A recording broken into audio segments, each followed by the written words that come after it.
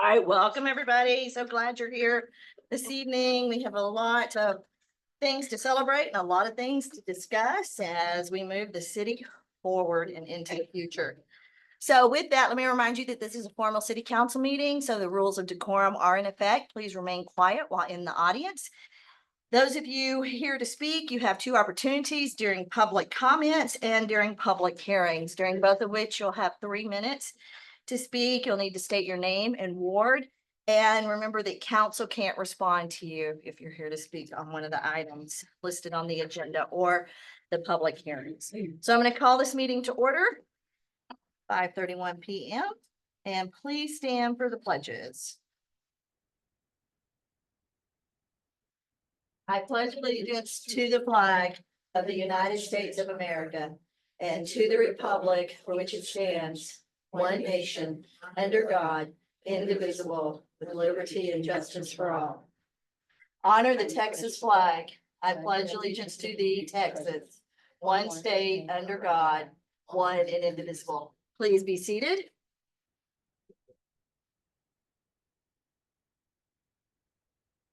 Okay, Alex, we have a quorum this evening. Please note that all council members are present. Proof of notice of meeting, please, Alex. Thank you, Mayor. Notice of this meeting was posted by 2 p.m. on July 30th, 2025. Great, thank you. Okay, are there any public comments, Alex? No public comments, Mayor. Okay, so before we move on to public hearings, I'm going to say that we have some items to celebrate. We have cake, so please remain here until after the swearing in. And actually, we will take a short break after item number 4, which is the public presentations, and before item number 5. So please hang around for the celebrations. All right, public hearings. If you're here to speak on one of these, you'll have 3 minutes. You'll need to state your name and your ward. And remember, council can't respond. Public hearings, Alex, are going to begin at 5:32 p.m. Public hearing A, to obtain citizen views and comments regarding the first reading of ordinance 2025-08-01 and ordinance approving rezone application 2025-08-01, amending the official zoning map of the city, rezoning the property located at 601 South Walker and legally described as lots 3, 4, 5, Block 49, Hancock Addition, south of the railroad, to the city of Alpine, Brewster County, Texas, as the same appears in the plat records of Brewster County, Texas, rezoning the subject property from R4 Mixed Residential District to C0 Office Services District, providing findings of fact, repealer, severability, effective date, proper notice, and hearing clauses. Is there anyone here to speak on this?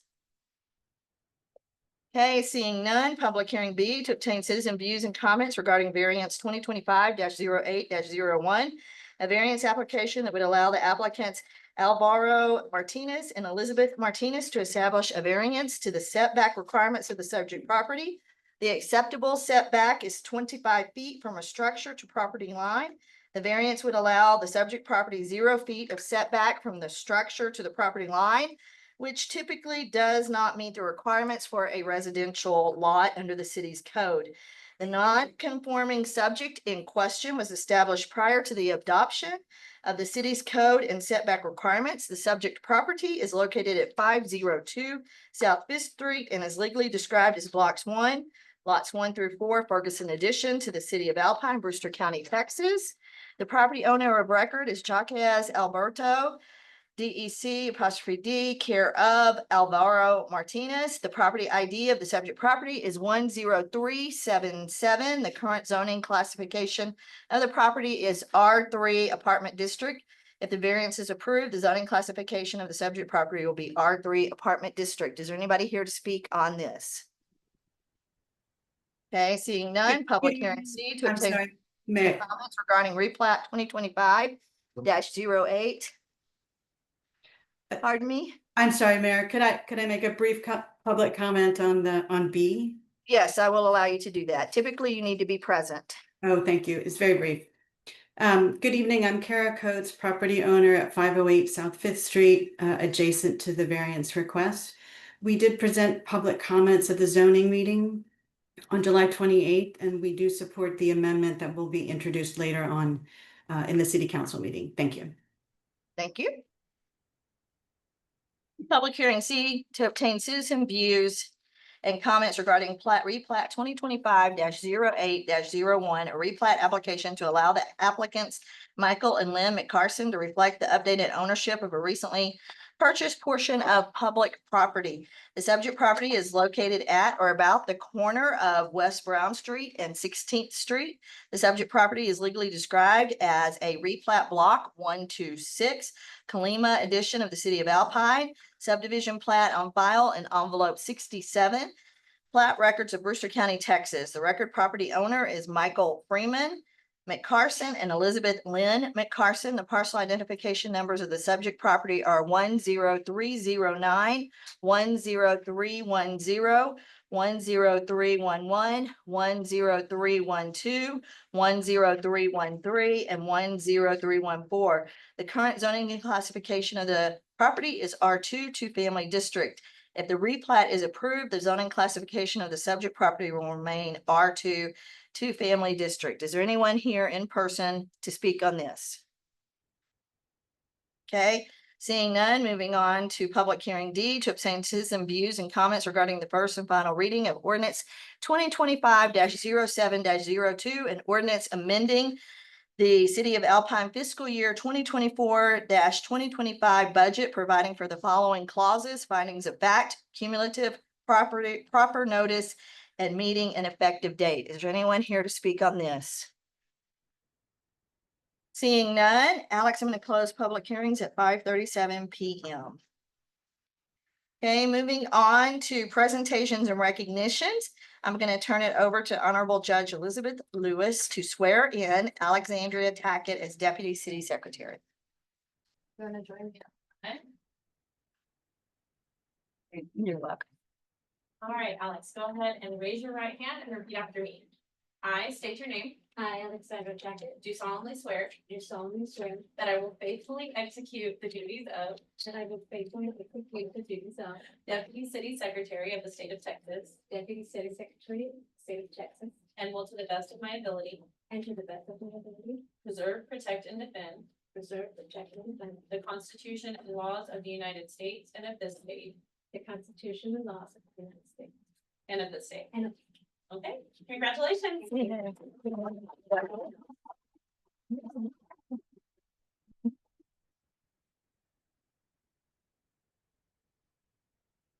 All right, and then we have a proclamation of 811 Day. Who is here to accept the proclamation? All right, come on up.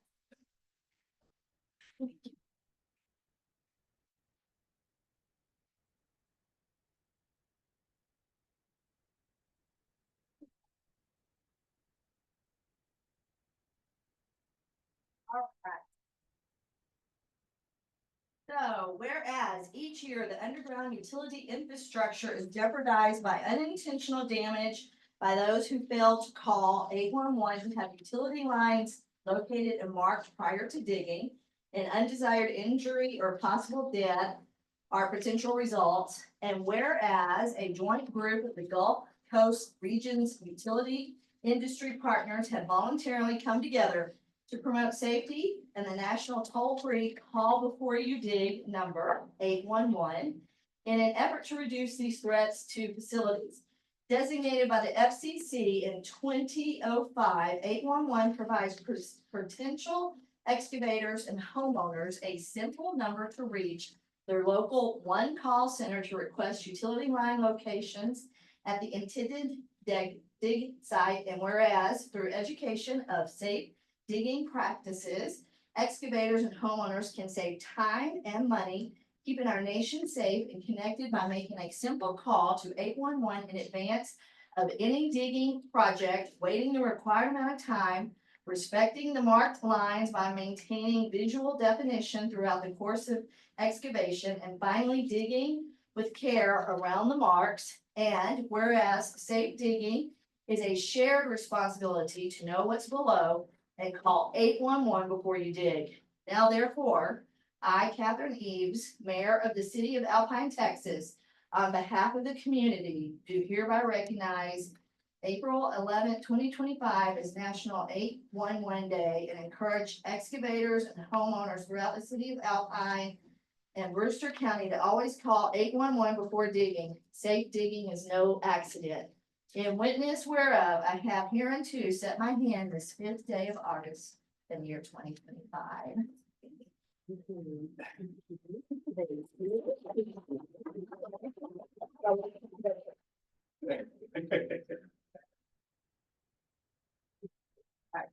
a dark spot in the back. You're getting famous.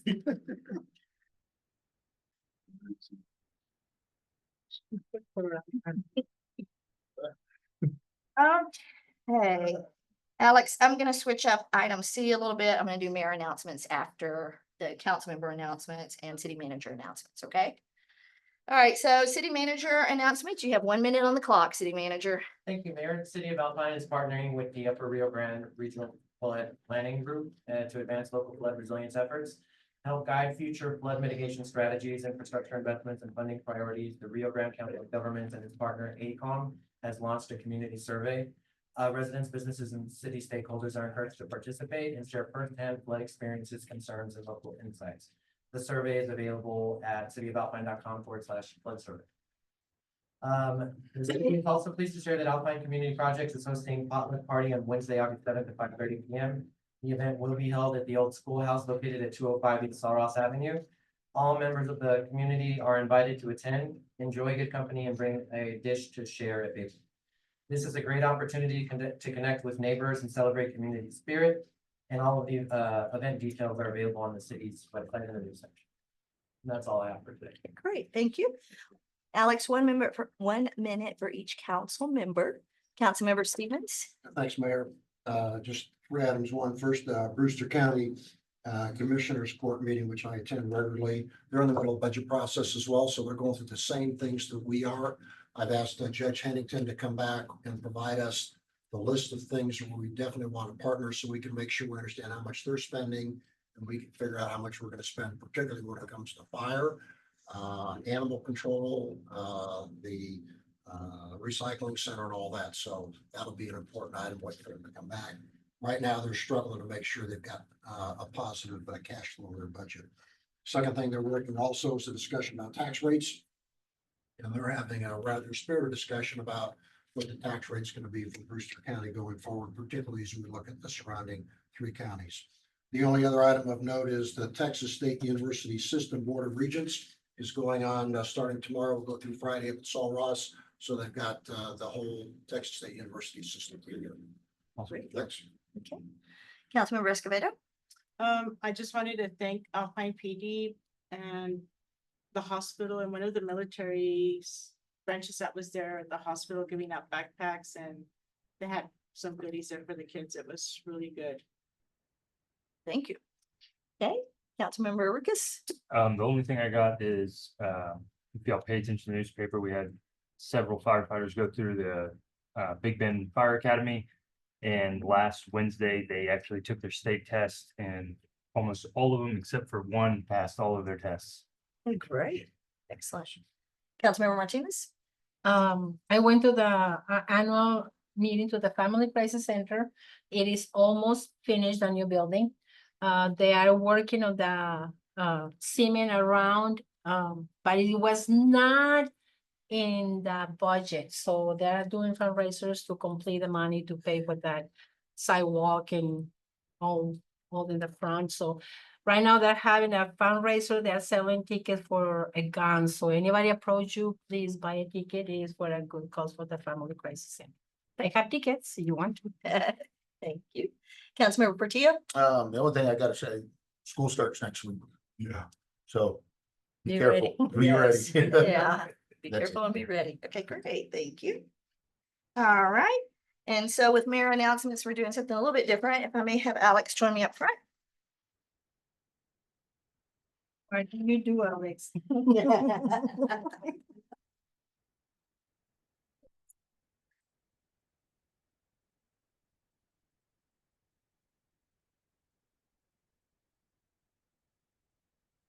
Okay, so Gia, would you mind joining us? Okay, so Alex and I and the council appreciate all of the hard work and dedication given the city I don't know if you guys realize, but he is the most highly certified city secretary that the city of Alpine has ever had. He has gone through a lot of certifications. He's committed to his profession. He didn't hesitate to step up when we needed an interim city manager, and he has done an outstanding job. So this is presented to Jeffrey R. Calderon with deep appreciation for your dedication, leadership, commitment, professionalism. We recognize the tireless service you have provided the city of Alpine. Your legacy has shaped our community going above and beyond the required duties and will be remembered with gratitude. From the city of Alpine, Deputy City Secretary Alexandria Tackett, Mayor Catherine Eads, August 5th, 2020.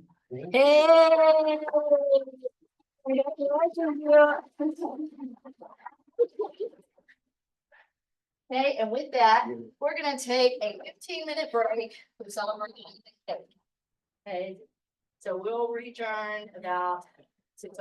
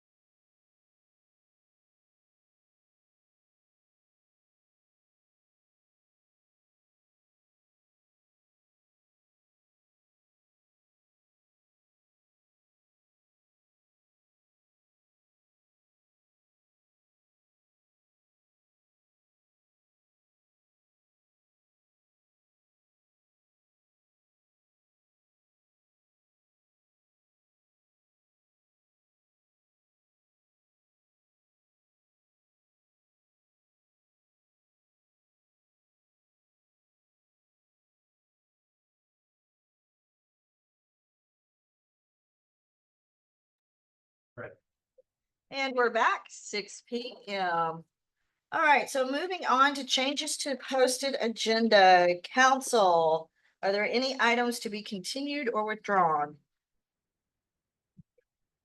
Seeing none, are there any items to be removed from the consent agenda for separate discussion? Seeing none, council, are there any action items to be added to the consent agenda? Okay, seeing none, council, are there any time-sensitive items?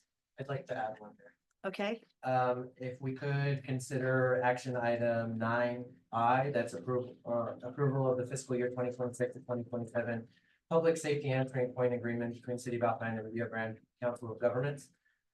They need to do the presentation a little earlier tonight, so I'd appreciate if we could add that item. okay, so we're gonna do 9I. 9I, Next. 10I.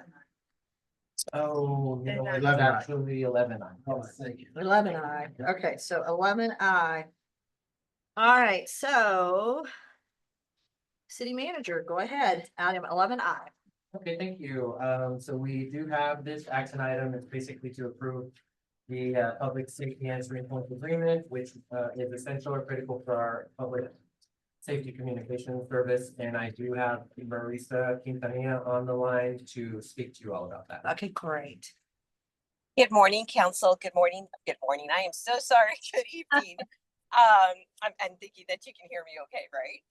Right, Requesting approval to enter into the interlocal agreement for the next biennium for the public safety answering point.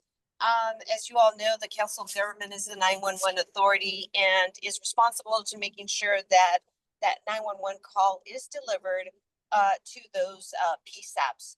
So this is basically our prescribed interlocal agreement between the Council of Governments and the City of Alpine Police Department. And then once this agreement is executed between both parties, we will be sharing a copy with our Commission on State Emergency Communications. okay. City manager, Does the council have any questions on the agreement? okay. Councilmember Stevens, We haven't proposed it yet, have we? We got, I think- did someone propose the motion? oh, correct. Yeah. We need a motion? Yeah, we need a motion. Yes, a motion, please. Okay, thank you. So I move we approve the fiscal year 2026-27 public safety answering point agreement between the City of Alpine and Rio Grande Council of Governments. Mayor, I'll second. Okay, all right, so discussion, Councilmember No, Stevens. we have questions. There we go. Yes. Thank you. So help me understand, frequencies.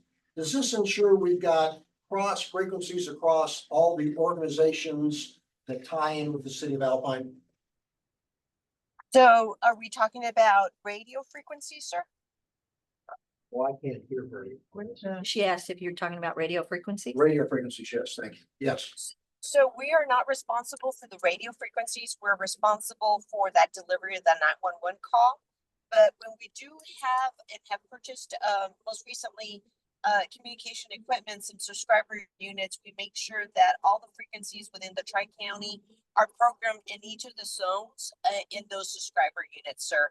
So the law enforcement entities are the ones that are responsible for obtaining those frequencies. Well, I can't hear. So that the law enforcement is the ones that are in charge of all of those frequencies. So essentially what this agreement does is make sure that our dispatch center gets the calls, but how the call goes out from there is up to the respective dispatch centers. Do I get it correct? That is correct. Then, Thank you. yes, Yep. sir. That answered the question. Thank you. Okay, Councilmember Escobedo. I don't have any questions. Okay, Councilmember Lucas. Councilmember Martinez. Councilmember Portillo. Domain. Okay, let's vote. Aye. Aye. Alex, City Council voted unanimously to approve the fiscal year 2026-2027 public safety answering point agreement between the City of Alpine and the Rio Grande Council of Governments. Okay, thank you, Marissa. Thank you. Have a great evening, y'all. You too, thank you. All right, so let's move back to item number 7, the consent agenda. Alex? Thank you, Mayor. Consent agenda consists of A, approval of the July 8, 2025 special meeting minutes.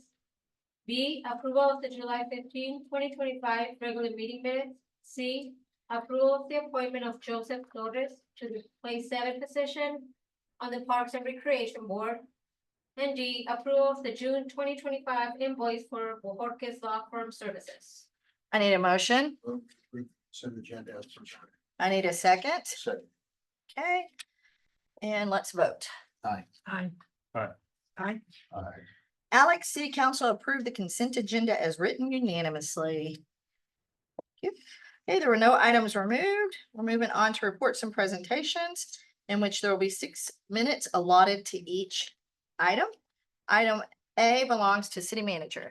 Thank you, Mayor. Item A is tourism update by Director of Tourism, Chris Gruzia. We'll hear a second quarter tourism report from him. I invite Mr. Gruzia to go ahead and. Hi. Hi, Chris. So, as the city manager indicates, I'm Chris Rucci, Director of Tourism. And I have a brief update for you. One thing I wanted to share, particularly with the newer council members, is the way we approach some of our promotions. And so, if you could go to the second slide, thank you. So, we do a relatively significant amount of print advertising that's in magazines. Both of those are statewide. Some of them are regional, but most of them are statewide.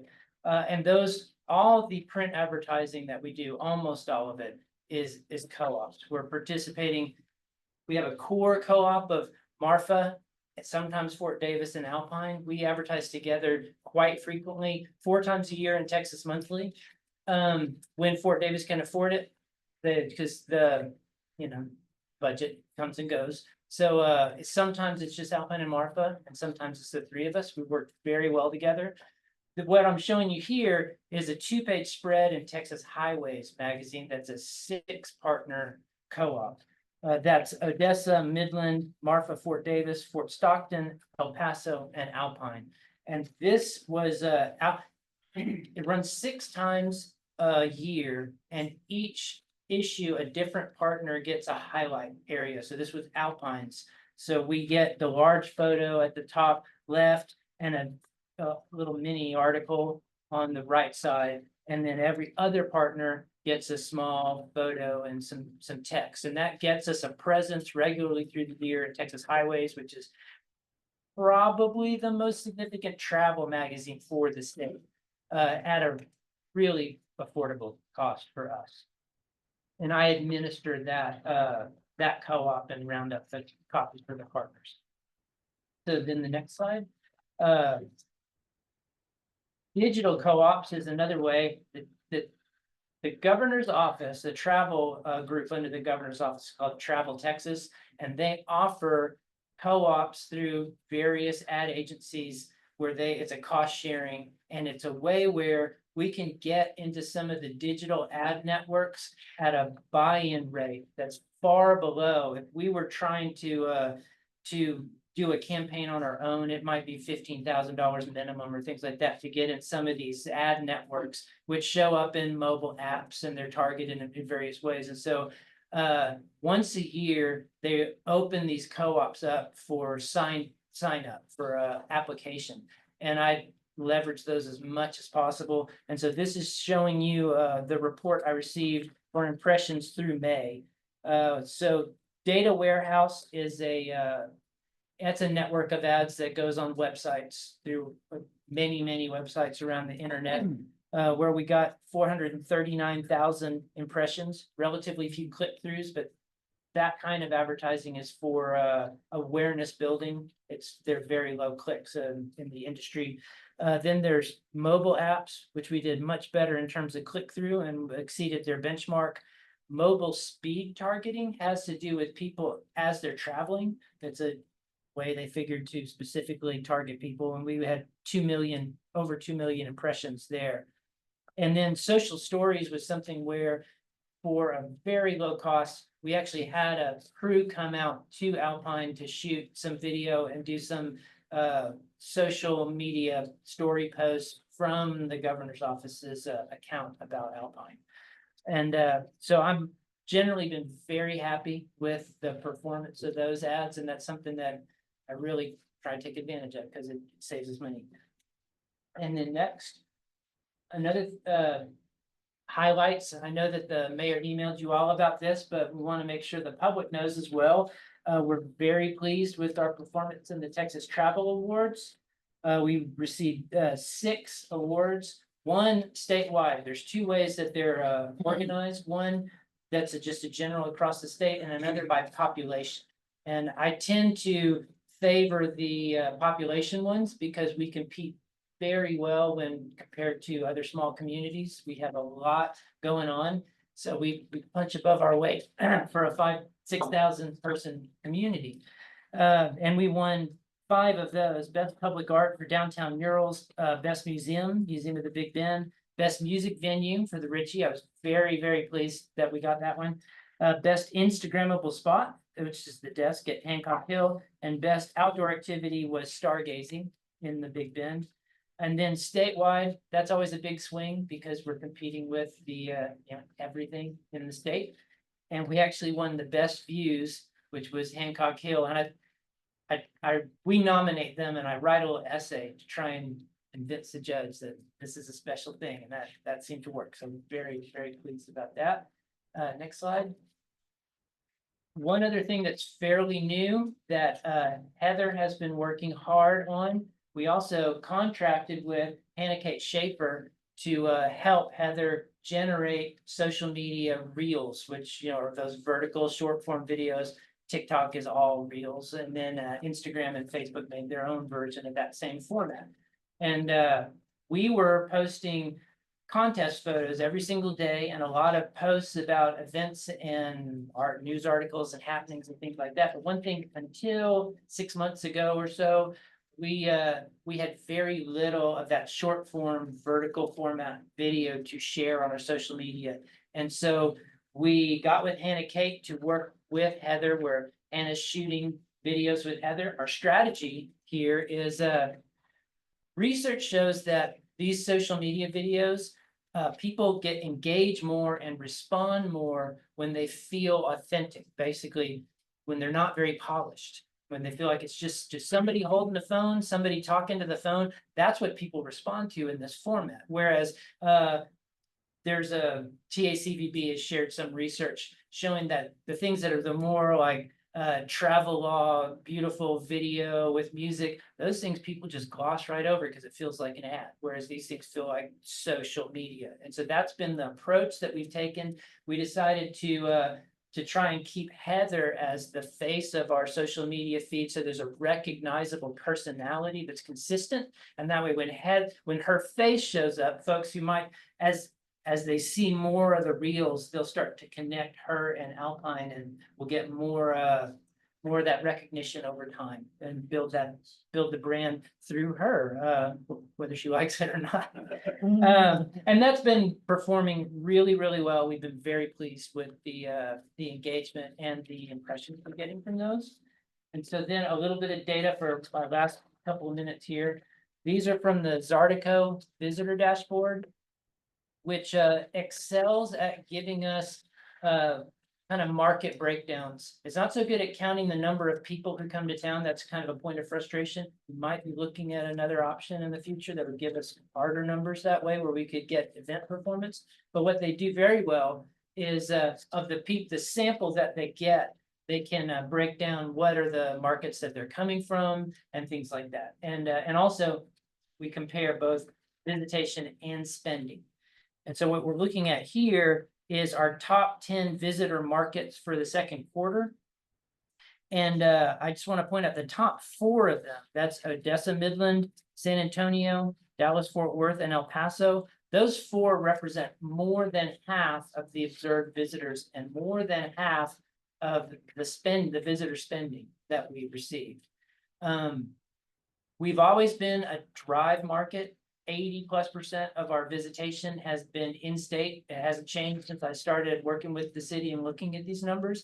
And so that's why almost all of our advertising is in-state, to try and do that, to reach that 20% of markets, that gives us 80% of the visitors, you know, that's the average, you know, the business model. But in this case, it's four markets that are showing such a large number. I just wanted to share that with you. And then in the last slide, I want to show you spending versus visitation.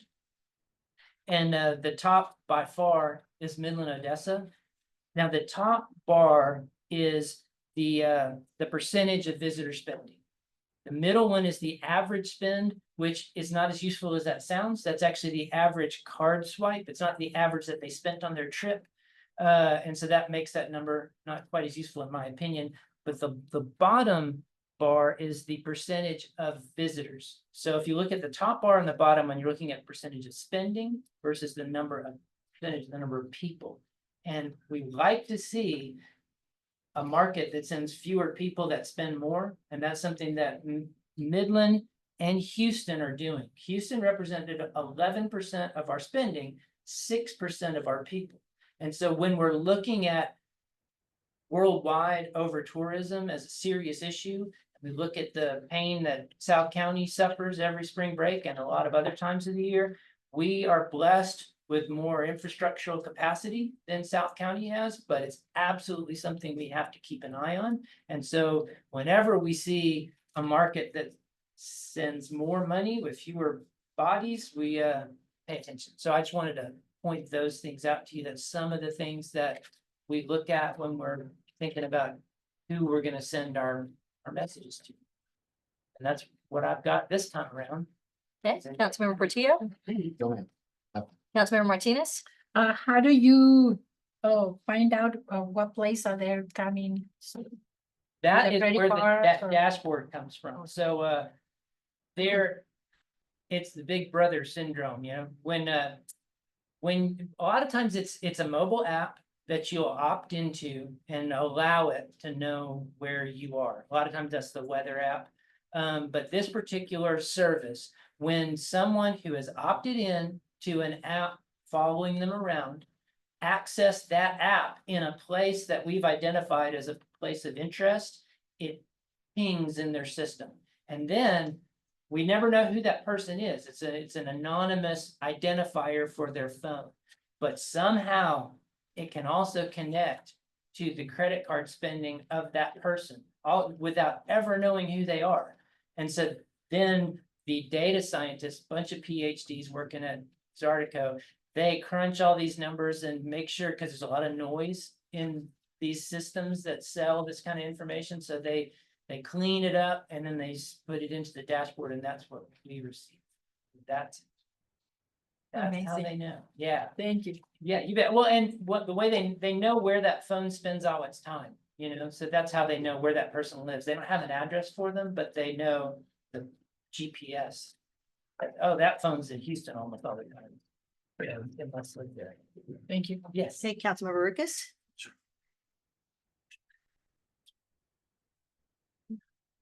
Got a side question for you, Yes. because I'm just curious. I don't know if you have the data yet, but for Viva Big Ben, how bad did our occupants or our occupation of our hotels from our military affect our Viva Big Ben? That's a great question, and I would have included it in the report if the deadline for getting this. Sure. But I did talk to Stuart Ramser, who organizes the event right after, and he told me that he operates within a very narrow band of success, like a really good one or a not so good one, and it did not deviate nearly as much as I feared.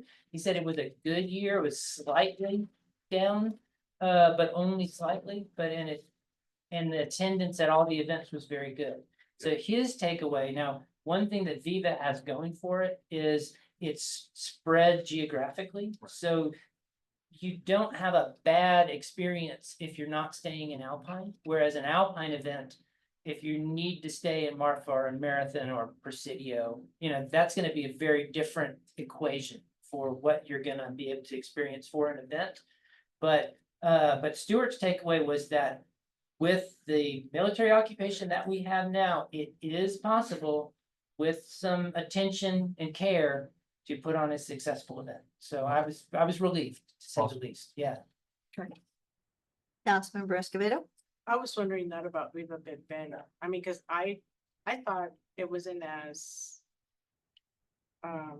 busy as I've normally seen it. Or I didn't see that many people, I guess, walking like I normally do. Yeah, well, the events themselves, the shows were very well attended, so maybe they didn't circulate around town quite as much, and I guess it remains to be seen what the sales tax picture looks like, though Viva drives beverage tax probably more than sales tax. Absolutely. Councilmember Stevens? Chris, thanks very much. Couple questions. At the end, you talked about data from an infrastructure standpoint. Do we have any insights about where we can improve our infrastructure? When I say infrastructure, hotels, restaurants, where the spending is occurring, so we make sure we're to be competitive with all of the county. I can drill into those numbers and get percentages or get the identify which locations some of those people are visiting and sometimes where that actual spend occurs. But I haven't drilled that far down into that. And I appreciate it because when we think about economic development, which drives sales tax, drives all the other things associated with that. Understanding that will help us as council think from a strategic standpoint, how we want to look at in the future, making investments. Sure. I can do some of that. Thank you. Absolutely. Thank you. Thank you for everything you do. Thank you. Thank you. All right, moving on to reports and presentations B. City Manager. Thank you, Mayor. Item B is presentation of the airport layout plan presented by KSA Engineer. And next, KSA Engineers will present the plan for the Alpine Casparis Municipal Airport. The plan provides a 20-year vision for development, FAA compliance, and capital prioritization to support aviation growth. I invite KSA, who's here virtually, to begin the presentation. Thank you, Gio. This is Michael Mitchell and Elizabeth Burgess with KSA. We're here to kind of fill you in on the process that we went through updating the airport layout plan for the Alpine Casparis Municipal Airport. We had a great time working with Abel and his staff as we worked through this project. We kicked this project off in May of 2024 and wrapped up in May of 2025. We can go ahead and go to the next slide here. So this is a little bit of our team. Michael Maloney was our principal for this. Michael Mitchell was your project manager, and Elizabeth Burgess was our aviation planner on this project. Go ahead and go to the next slide. And so one of the things we did with this project was we created a stakeholder and community engagement plan. This is where we listen, ask questions, identify people that are important to your airport. This could be users of your airport, tenants, community members that have interest in the airport. Really develop a plan to get the plan out in front of those community members and get their buy-in as we work through the process. Go to the next slide. And Gio, I think we may have a little bit of a different presentation than you've got shown. Do you mind if I share my screen? Sure, no problem. Okay. Let me. Can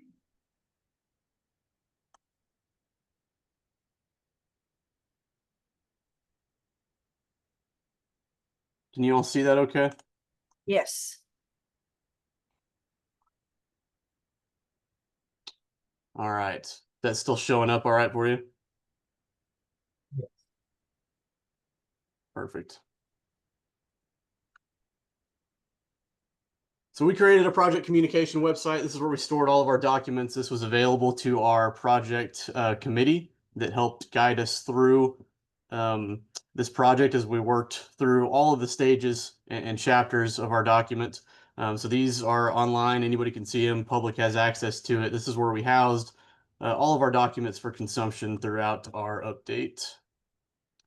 During the plan, we held 2 public information meetings.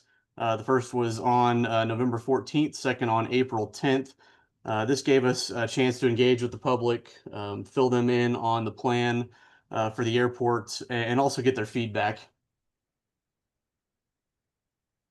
Here's a quick overview of the schedule. As I mentioned, we started in May of 24, ended in May of 25. And we are still waiting on some approvals from the FAA on the final set of airport layout plans, but that will be coming shortly. So why do we master plan? Really, we want to take a comprehensive look at your short, medium, and long-term development plans. Short term is really where we focus most of our effort. This is the 0 to 5 year term, where TxDOT also focuses most of their effort in terms of your funding and your capital improvement plan. And really the primary function of this plan is to develop a 20-year outlook, a 20-year kind of a game plan for how you're going to develop your airport and meet the needs of your users. So phase one, we go through a pretty in-depth data collection. This includes taking inventory of all of your facilities at the airport, whether that's hangars, runways, taxiways, lighting, etc. It gives us an idea of where the airport stands today. We also take a look at your based aircraft, so the number of based aircraft and your current operations. We then move into phase two, which is where we prepare the aviation activity forecasts, which tell us how your airport is projected to grow over the next 20 years. We use this data coupled with your inventory data to really see what facilities you might need to accommodate that demand. And then we identify development alternatives. This could be runway extensions, new hangar builds to accommodate the demand that we've forecasted during this process. So in 2023, that was our base year of data for this study. We showed you 46 based aircraft, and we show that growing to about 61 over the 20-year period ending in 2043. Similarly, your operations in 2023 were about 13,000, and we show this growing to a little over 17,000 in 2043.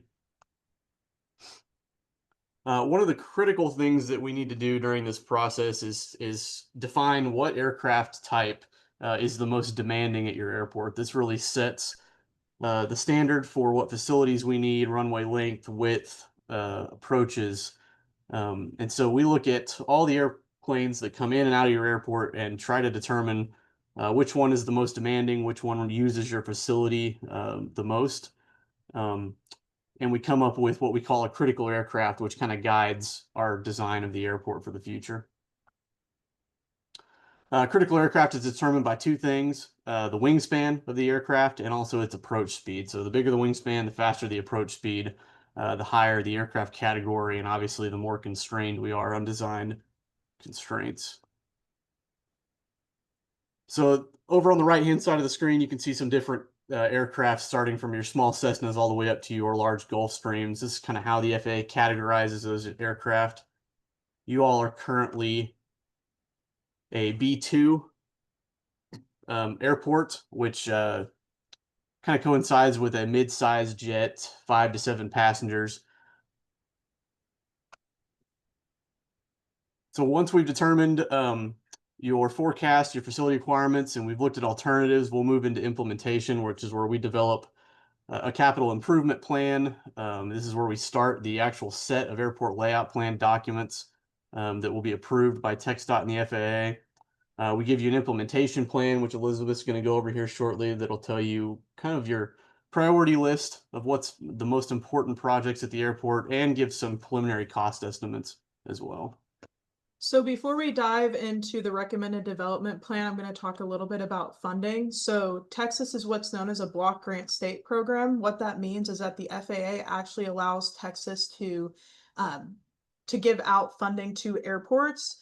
And this is under the Airport Improvement Program. So Alpine Castleforest Municipal Airport is actually allocated. Typically, projects are funded 90% by TxDOT and 10% locally, which is what's known as the sponsor or the city of Alpine. Alpine is given about $150,000 a year for non-primary entitlement funding. There are additional funding opportunities under discretionary funding, but that is given out by TxDOT and under their discretion. Alpine is given additional funding recently passed by the Bipartisan Infrastructure Law in 2021. And this was essentially passed in order to build safer and more sustainable airports and can be used for a variety of projects. And in total from fiscal year 22 to 25, they were granted $585,000, which this is met at a 90-10 match as well. So this doesn't mean that additional parties can come in and develop, that they can't come in and develop at the airport. It just means that these private third-party funders can't be eligible for TxDOT matching. So some of these sponsor costs are met typically by fuel surcharges on the airport, as well as landing fees or hangar rents as well. So here on the screen, you can see what the recommended development plan is. The recommended development plan is essentially the layout that is implemented into the airport layout plan. And so the main thing that we were tasked with was actually relocating the AWOS, which is the automated weather service station. And we wanted to move that in order to promote development at the airport. So we moved it further to the west side of the airfield in order to expand your current apron infrastructure, as well as we showcase different hangar layouts. We also were tasked with showing additional vehicle parking, because that is something that the airport currently lacks. And we were also tasked with addressing any sort of design deficiency. So there on the apron, you can see that there's a direct access taxiway. So the FAA likes us to show a 90-degree turn before pilots enter any sort of active runway. And so that's something that we needed to address and mention within this plan. And we also wanted to showcase apron expansion on easily developable land. So as you can see, we show an area there that can be easily expanded upon once the terminal building is moved. So like I mentioned, and Michael kind of touched on this as well, projects are typically funded off of a priority system. And so the FAA and TxDOT typically look at projects from the center line of a runway working outwards. So you're wanting to preserve your existing infrastructure of the airport before moving on to any additional projects that are needed. And so safety and capacity and standard projects are typically looked at before any sort of other additional projects are considered for funding. And based off of our recommended plan that I just showed, we develop a phasing plan, which Michael mentioned we determine with a short-term, midterm, and long-term. And we typically your short-term is going to be your most accurate capital improvement program for the airport. So here you can see we showcase that AWOS being relocated, as well as conducting a airfield pavement structural evaluation to determine what the true weight bearing capacity is of your runways. We also show rehabilitation of your secondary runway, runway 523, because that has deteriorated over the past years, as well as expansion of that apron there that Michael's highlighting. Your intermediate term projects are mostly going to be focused on developing where we relocated that AWOS. So expanding that apron, as well as constructing additional taxiways to service those hangars that we showcase on the ALP as well. And then your long-term development is going to be any sort of rehabilitation projects. And we like to say, the long-term, this is kind of flexible, where some of these projects can definitely be moved up to the short-term or intermediate term as these as the payment starts to deteriorate over time. So the ALP has been approved by TxDOT Aviation, and it has gone through all the FAA lines of businesses as well. It currently stands in the hands of the airport's district office with the FAA, and we're still waiting for them to provide any sort of comments. And once they do, we'll finalize those comments, and we will be done with the ALP and completed with this project. We'd be happy to answer any questions for you guys right now, or if you think of anything coming up, we also have our information listed here on the PowerPoint. Councilmember Stevens. Thanks, Mayor. So just a little background, I'm a pilot, and so I have a number of questions. One, next time it'd really be helpful, get Gio the presentation so we have a chance to look at it, because the presentation we have in the package is not the same one you presented. And as a technical guy, I really like to dive into the information, particularly as you talked about things like weight. And one of the questions I have is, we're restricted here with the 6,000 foot runway. And two issues there are weight and runway length impact our ability to bring aircraft in here? Because we're at, as you know, the elevation 4,500 feet. Did you do any analysis to understand what classification we could be if we actually had a longer runway? We did take a look at the length analysis. The issue that we run into with an airport like Alpine is that the FAA requires 500 or more operations of an aircraft that requires a longer runway length to either have a letter of intent that they're going to base here, or they're going to operate here, or they're currently operating here, but under a reduced weight or reduced stage length. And you guys just didn't have the traffic to justify that kind of a runway length. For your size airport, you have a pretty long runway. I do understand you're at a high density altitude there, so it does get difficult, especially on those hot days in the summer. So we did take a look at that. Okay, well, I am aware of many aircraft who do not land here because of our runway length extension. So it's a little bit of a chicken and the egg. How do you all work that? Because there are bigger aircraft who would definitely like to come in here, but choose not to because of runway length and altitude. The biggest thing we can tell you is document. Get letters of intent, get letters of support from those operators who wish to use the airport. Unfortunately, the FAA will not fund projects based on a build it and they will come mentality. And so those are just some of the rules that we're hamstrung by when we do these plans. But they do accept letters of support, letters of recommendation, letters of intent from operators. Those hold a lot of weight. So if those exist or we can document them, that's absolutely a possibility. So will the state of Texas be a good one to write because they're the ones avoiding us because of runway length, state of Texas? Yes, absolutely. Okay, I'll go work that. That's number one. Number two, you talked about FAA not, they've got more work to do. We have on the agenda tonight to approve this airport layout plan. When will we have the final input about what the proposed infrastructure would look like? Because you're asking us to approve this plan without understanding what it's actually going to look like. So you guys should have the final documents. We delivered those to Able in the city. Is more than a month ago or so. So those documents you have, the ALP is final. The recommended plan that we show on there has been approved by TxDOT, so that will be the final. Any comments that the FAA have will just be technical in nature. Okay, that's helpful. Thank you. And scheduling for the AWAS move, is that in a plan somewhere for us? It is, and actually that is already underway. I've had some conversations with Able on the potential RFQ for getting that AWAS underway. So that process has already begun. Very good. Thank you. That's all I got, Mayor. Thank you. Thank you. Councilmember Portillo? Good. He asked a lot of the questions we probably had. Mm-hmm. Councilmember Escobedo? I'll pass. Councilmember Martinez? My question is, you had the plan for 20 years. Why 20 years? Why is that?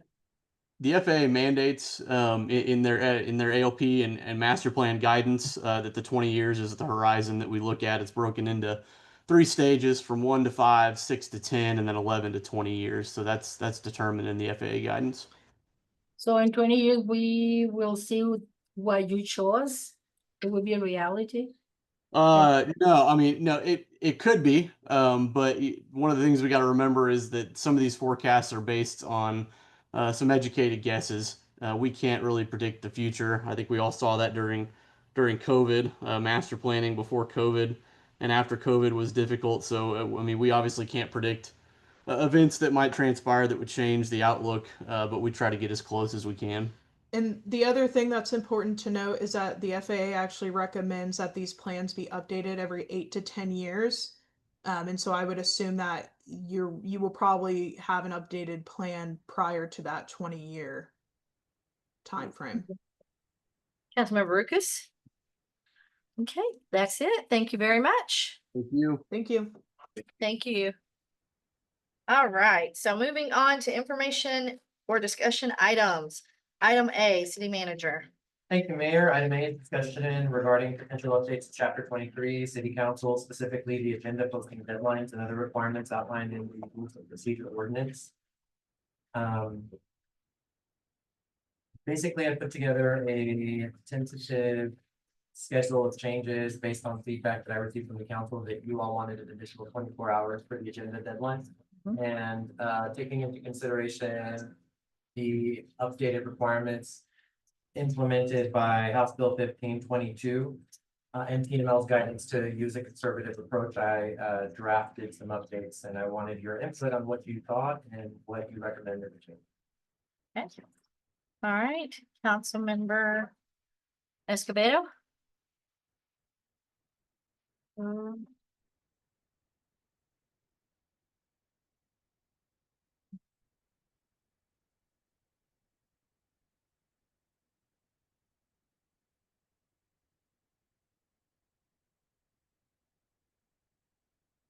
I actually like the first line.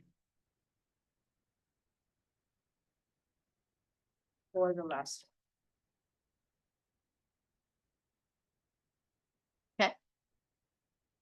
Councilmember Lucas.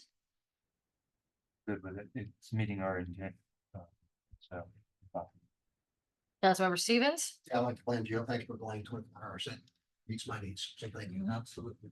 Councilmember Martinez. Thank you. Okay, Councilmember Portillo. Good. Thank you. All right, My only other point is that if we are going to be updating chapter 23, if you all are aware of any other changes you want to see regarding meeting rules, please let us know so we can incorporate those changes in the ordinance as well. One example is the 6-minute time frame for reports. They usually go over that. So I don't know if y'all want to keep that or implement additional, rules. If you need anything added, please let me know and we'll get that in the draft. okay. Can you easily email that to all of us? Sure. Because I know we can dig it out, but okay. Thank you, Gio. Thank you.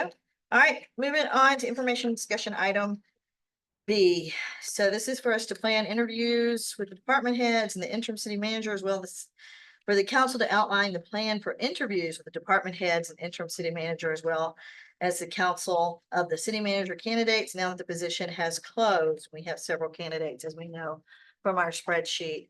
So the interview or the application process closed, the preliminary one on August 1st. And now it's time for council to decide how we want to proceed with interviewing these individuals. We want to make sure all the candidates are available. We don't lose anybody and waiting too long to move on. And as Gio put, I don't know if you guys read the little cover sheet. He said that in accordance with council direction, department directors met on July 21st to conduct a preliminary review of the applicants received to date to discuss the preferred next steps in the interview process. The plan currently under consideration is as follows. Preliminary virtual interviews will be conducted by the city department directors with selected candidates once the listing is closed. So has this started happening, Gio? We are currently scheduling. Yes. Okay, recommendations from the directors will then be forwarded to the city council for further consideration. City council will retain full access to all submitted applications and material. Final interviews with city council will be scheduled at a later date following input from the directors. The phased and collaborative approach is intended to ensure a comprehensive review of candidates and alignment with the expectations of both the city council and the senior staff. The discussions will allow council to finalize details of the interview schedule and expectations for candidate evaluations. Okay, so Councilmember Ruckus, thoughts? Do we have any kind of tentative timeline for where we're standing or what we're looking at? So we are scheduling interviews currently for August 11th, which is next Monday, and then the 14th and 15th, that Thursday and Friday. Based on those, we're not interviewing anybody who was ineligible. And based on those interviews, the directors would just basically make recommendations to the council and we'd come back to you. I was expecting on August 19th to have an update as far as what we're recommending. Give y'all all the applications and you let us know who we want to interview. You'll have our recommendations on who we like and then go from there. So I was thinking that is what we're aiming for. I'm hoping that the candidates will all be available on those 3 days, because it's hard to rank all the directors on the same day. Okay, so this will be by Zoom, Virtually, yes. so virtually. Mhm. And which directors? All of them? All directors will be present, barring any unforeseen circumstances. They should all be available on those 3 days. Okay. All right. Councilmember Escobedo, Councilmember Martinez? Yeah, that was my question. See, you were going to interview all the candidates, but you answered that only those who they have the requirements and the criteria that they really. And the directors expressed, a desire for municipal experience, but we're going to interview definitely the ones who are obviously qualified. But if they don't have a lot of experience in anything similar at all, we might not choose to interview them, but the council will retain access to those applications if we want to interview them. Okay. And we are, interviewing the bulk or the majority of them, so, yeah. The people that don't qualify, do they will be notified or just? No, our policy is basically just that, not everybody might get an interview. Okay. But, we're certainly gonna try to keep on top of, notifying people of the process, and people call in, so we're keeping them notified. Well, I'm really happy that everybody is participating. I like that all the directors are putting input on it because they're going to work directly with a new city manager. And so the recommendation is very important to us. Councilmember Stevens? Thanks, Mayor. So I think we're missing an important step. When I look through the list of 20 candidates, there are 10 that I eliminate completely. And I think we as a council need to agree on who that top list is. Because what I hate to find is the directors doing their thing and we're not aligned with our expectations. So I literally took all 20 and I ranked them A, B, C's, and D's. I think that would be very helpful for us to Yeah. schedule. Yeah, so I think we need an executive session, and I don't want to compromise anyone who's on our list, because some of them have asked us not to contact their current employer unless we're seriously considering them. So I think we need to have an executive session. We go through the list of 20, narrow it down to ones that we want, and then we can start the process to work our way through. But I think that would be helpful for them, and we're gonna, in my mind, we're gonna wipe out at least half the list. We're gonna get down to 10. And I think but anyway, so I think step one ought to be city council review the list, reach alignment amongst us before we head down this path. That's my input. Councilmember Portillo? Everything, I'm with Rick. I think we should kind of step in before everything. Any other comments? Good. I guess the only other comment, I think, to Gio's point, we ought to move with haste. And I would almost think we probably want to do a special city council meeting, an executive session, because it's not on the agenda tonight. But I think the sooner we do that, the better off we'll be, and we all ought to come with our rankings of the 20 candidates. That's my opinion. Okay, any other comments? I agree with that. Okay. Would y'all like to go ahead and look at scheduling one now, or just put it on the next agenda? I know that some council members, aren't you traveling? Okay, so. Let's put it on the next agenda. I'm not available on the 12th. Unless we do it on a different day. Whatever you all prefer. My view is we can probably do it on a different day by Zoom. Well, we have to have a quorum physically present in order, even though it's an executive. I'm not here next week either in physical form. I'm gone next week, but I'm happy to be on Zoom. So. Yeah, it'll have to be on the 19th. I'm out all next week. I'm not gonna be able to Zoom. I'll have an item added to the next. Okay. So this is going to be the 19th. So what about the plan you already had to start interview them in the list? So we can certainly contact the applicants back that have already been scheduled and let them know that there's been a slight change and that we expect to schedule them after the 19th. Or if you prefer, we can go ahead and just do the interviews that we've already scheduled and wait on the additional. That's not a work factor, that them decide. The only thing is we've already scheduled interviews, but we're happy to contact them and let them know that we're going to be pushing them back. That's To fine. give you all time to review the applications, if that's what you prefer. Is that? Is that what council prefers? Councilmember Portillo? Okay. Councilmember Martinez? I'm gonna review all the applications, like Rick said, many of them, they don't qualify, so. Okay, well, we'll contact them and let them know that we will, reschedule their interviews after the 19th. Okay, does that work, Councilmember Lucas? Fine. Okay, Councilmember Escobedo? Yes. Councilmember Stevens? That works for me. Okay, all right, so that's what we'll do. All right, so moving on. To discussion item C, Councilmember Escobedo. To discuss regarding updating the speed limit on Gallego Avenue from 20 miles per hour to 30 miles per hour between South Fifth Street and South First Street. So this was done back in 2019. And it just fell to the cracks. How I don't know, but it did. I mean, and it's really, there's no school there anymore. Everybody drives 30 per there. I mean, I don't know who does 20. Councilmember Lucas? You're the only one. And I noticed that in the packet you included a letter from Yeah. Chief Lasoya, where he was in favor back in 2019 of raising the speed limit to 30 miles per hour. Councilmember Portillo, thoughts? Go ahead and get it up to 30 minutes an hour.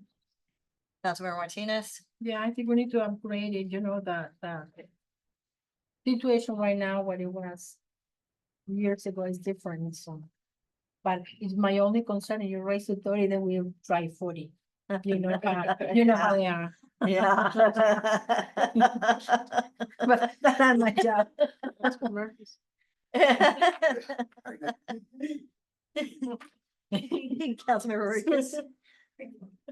Councilmember Stevens?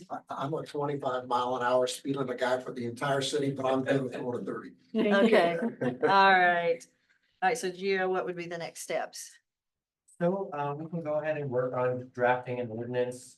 This was really meant for a preliminary discussion to make sure the council wanted to pursue an ordinance. But we should be able to do that pretty easily. Go through the ordinance policy and then bring it. Okay, great. Thank you Thank very you. much. Thank you. All right, so, information discussion, item D, Councilmember Escobedo.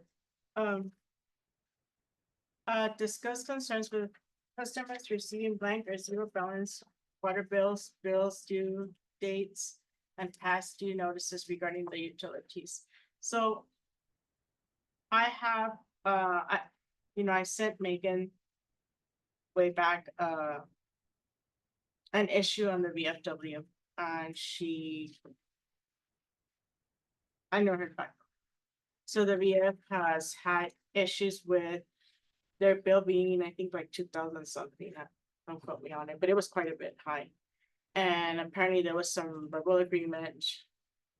And so now it's like, the thing is that apparently the leak is on the city side, and from many people I've heard that back then, not now. That it's the city would focus on, or whoever was working would focus on making it the customer's fault, even though it wasn't. I would like that to be taken care of the way it needs to be properly taken care of. I'm sure Mike needs to take a look at it. And whoever needs to be, I think, making the paperwork. I mean, you can see where the person that, I think is the president or whatever of the VF, gave Megan a packet with everything in there. But there's other issues, not only with that, there's other people who have received bills that are consistently, hey, we see it on Facebook consistently, it doesn't stop. And we can blame whomever we want. So can they?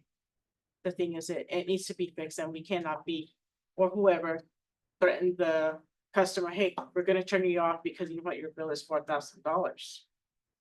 You know, and the people aren't even there most of the time. So those are just some of my concerns, and I don't know what we need to do. I mean, are we gonna hold them accountable for paying that amount when it's really ridiculous? And there really isn't a leak in their site? You know, and they're from all over town. It's not just one place. They're all over Alpine, Texas. You know. I know Rick has paid a few. Yeah. I'm just saying that because he has Uh-huh. quite a bit. In the thousands, right, Rick? Yep. Is that fair? No. I mean, I don't know if we need to ask council to take care of that in executive session and figure an option of how to fix that. City manager? So the issues that are being presented are highly nuanced, and a lot of them will be addressed with the transition to the new utility billing software and our endeavors to move to smart meters. So I think really at this point, a lot of the issues that have been brought up, while understandably frustrating, can't be resolved because for a number of different reasons, but for example, there's been complaints about zero balance water bills or notification about the billing being available and the bill's not there. All of those types of concerns are going to be addressed with the new software, and that's why we're pushing for a new software, working with the current vendor. It really hasn't been working. I do have Carmen Rodriguez available as well because she deals with it on a daily basis. And as far as the high water bills, I really do think that that'll be addressed when we get the smart meters and with the new utility billing software, because whenever the technicians go out there, they're going to be able to put in the read and then it'll notify them if it's an unusual read, if it's a high read, things of that nature. But a lot of what people don't recognize as leaks might be happening on the customer's property and they don't show up for a while. Sometimes the leaks don't show up. And we've had many times where the customer said, we don't have a leak, we don't have a leak. And then we get called out to after hours and guess what? There's a leak. It finally showed up on their property. So I know that, it's difficult to believe because, sometimes it doesn't look like there may be a leak, but there may be. And I think the smart meters will help kind of determine if that's the case. Another really complex issue that we're gonna need to iron out is the utility ordinance. There's a lot of things that need to be updated. That ordinance has been changed 2 times since 2020, 2021 or so. And we currently don't have that one codified. So being that with the new utility billing software, we're going to be combining the gas and the water, we'll have to do an amendment on the due dates, which will change what's set by the ordinance. But we're really gonna have to tackle that one, and it hasn't been done for years. Even though I was a proponent of getting it done, we're here now and we're gonna need to update it pretty soon, and it's gonna be a big project. So I just wanted to kind of throw that out there as well. The last thing that was a concern was the past due notices regarding utility billing, and unfortunately, at this point, it's just how it's set up, we're not able to amend the past due notices coming out if the customer makes a payment after the due date. I know they make a payment, they get frustrated that they get the billing date because we're expending money to send them a notice, etc. But by amending the billing due date to the 15th to align with the gas department's current due date, we believe that'll be eliminated as well. Again, with an October date. So I just ask it that everybody bears with us and understand that we are limited as far as what we can implement now before the software transition. Okay. Do you have any questions or comments on any of that? And I do again have Carmen Rodriguez here, and she could speak to the issues in more depth as well. Hi, Carmen. Thank you for being here. Just state who you are and your name for the recording. Absolutely. Carmen Rodriguez, I'm a customer service clerk 3. So I wanted to talk a little bit about I know in the discussion, we had a lady reach out to you about the issues with the e-bills being having the link, but having no actual e-bill. on July 1st at 4:24 PM, I encountered an error message while posting the e-bills. I immediately created a case, and the company that I currently use, which is USCI, didn't reach out to me till the following day at 1 PM. I stated that we had an issue, that we needed help. We couldn't see the e-bills. We had already gotten calls, complaints.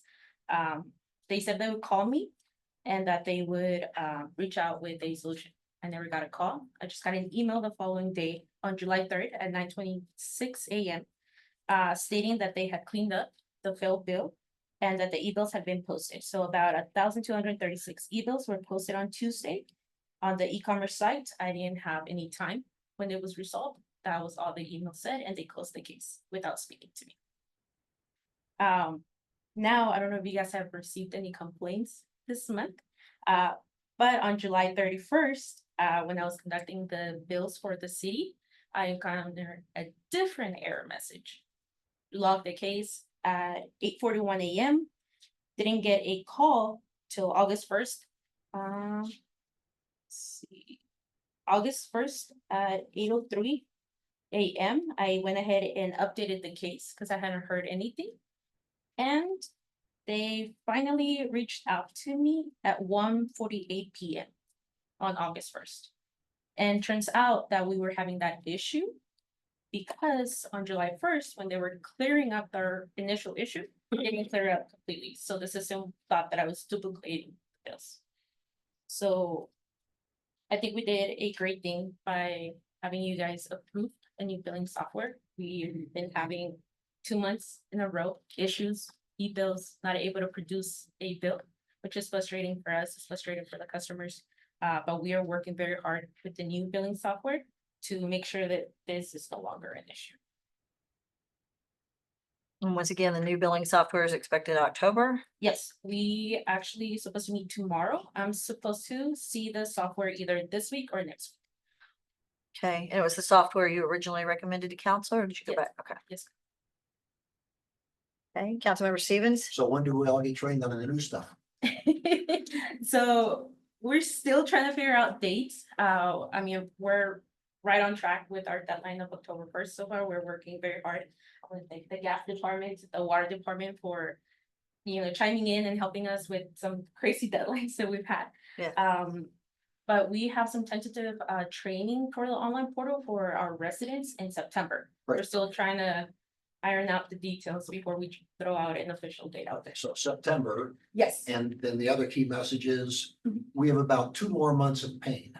Yes. I just, put in the picture, 2 more months of pain. Yes, that's what I've been telling myself, just 2 more months and then. And then it's gas done. and water will be one bill. Absolutely. Beautiful. And hopefully we can iron out any issues that might come up, because we know for sure something might be going wrong once we combine them. Yeah. But we'll be able to tackle them on time and make it right for everybody. Thank you. Good deal. Okay, Councilmember Lucas? Councilmember Martinez? Thank you for your hard work. I get a lot of phone calls about bills, so. I'm sorry. It's We're trying, we're It's working. okay. Councilmember Portillo? Thank Okay, you. Councilmember Escobedo? No, thank you. Okay, thank you very much. Thank you. Thank you. All right. So, um, let's see. Okay, so discussion and information item E. Councilmember Escobedo. Discuss regarding the adopted employee policy handbook. The previous version of the handbook, incentive pay and options to update the handbook. So I don't know, and I mean, I know that the incentives, if you see them on page, it talks about incentives for the employees. There was a lot of time that was taken into this, and I thought it was a really good idea to, when employees got certified or got a license, they were given incentives. And I guess this was revised at some point or not, or taken out, I have no idea. I wasn't on city council at the time. So when we're talking about, keeping employees here, this is something that is very important. You know, instead of, not now, back then when the employees were getting threatened to get their license or get the certification. That's not how you do it. You know, an employee should want to get their license or their certifications because they've got something to also look forward to, which are the incentives. The other way was not feasible at all. And that's probably why there was also such a high turnover. So that's what I was bringing that up. A lot of the employees didn't even know that this was taken out. So. Right? It was. Come on up. I know you wanted to speak. Be sure to state your name, Randy, into the microphone and what department you are. Randy Guzman, City of Alpine Gas Department. Those incentives were put in there a while back. Right now, we currently don't even know which handbook we're supposed to be using, but those incentives wasn't designed for everybody. It was just for certain people. So, you know, I've been working real hard with prior administration on trying to work for each department. Each department needs to be run differently for what their tasks that they have to do. We obviously don't do what water does. Water can't do what we do. And so I've always brought that up to city managers in the past that we need to dissect the departments and incent the people for what they do. Everybody has different licenses. We have 11 that we have to renew every 3 years, and there's no incentive other than if you don't pass them, you don't have a job. So we have to, that's the incentive if we want to keep the job. But what better incentive that every 3 years, hey, you requalified. It's an ever-changing industry. We got to keep up with the times. Every time that we requalify every 3 years, there should be an incentive. Keep you wanting to work here. We have zero. It's a motivation. So every time that we try to have budget meetings, we're on call. Everybody, I guess, water, wastewater, everybody's on call, but ours are different. Our responses are to emergencies. You can have a gas leak, it's an emergency. You can have a water leak. Is it an emergency? Yeah, you want to keep people in service.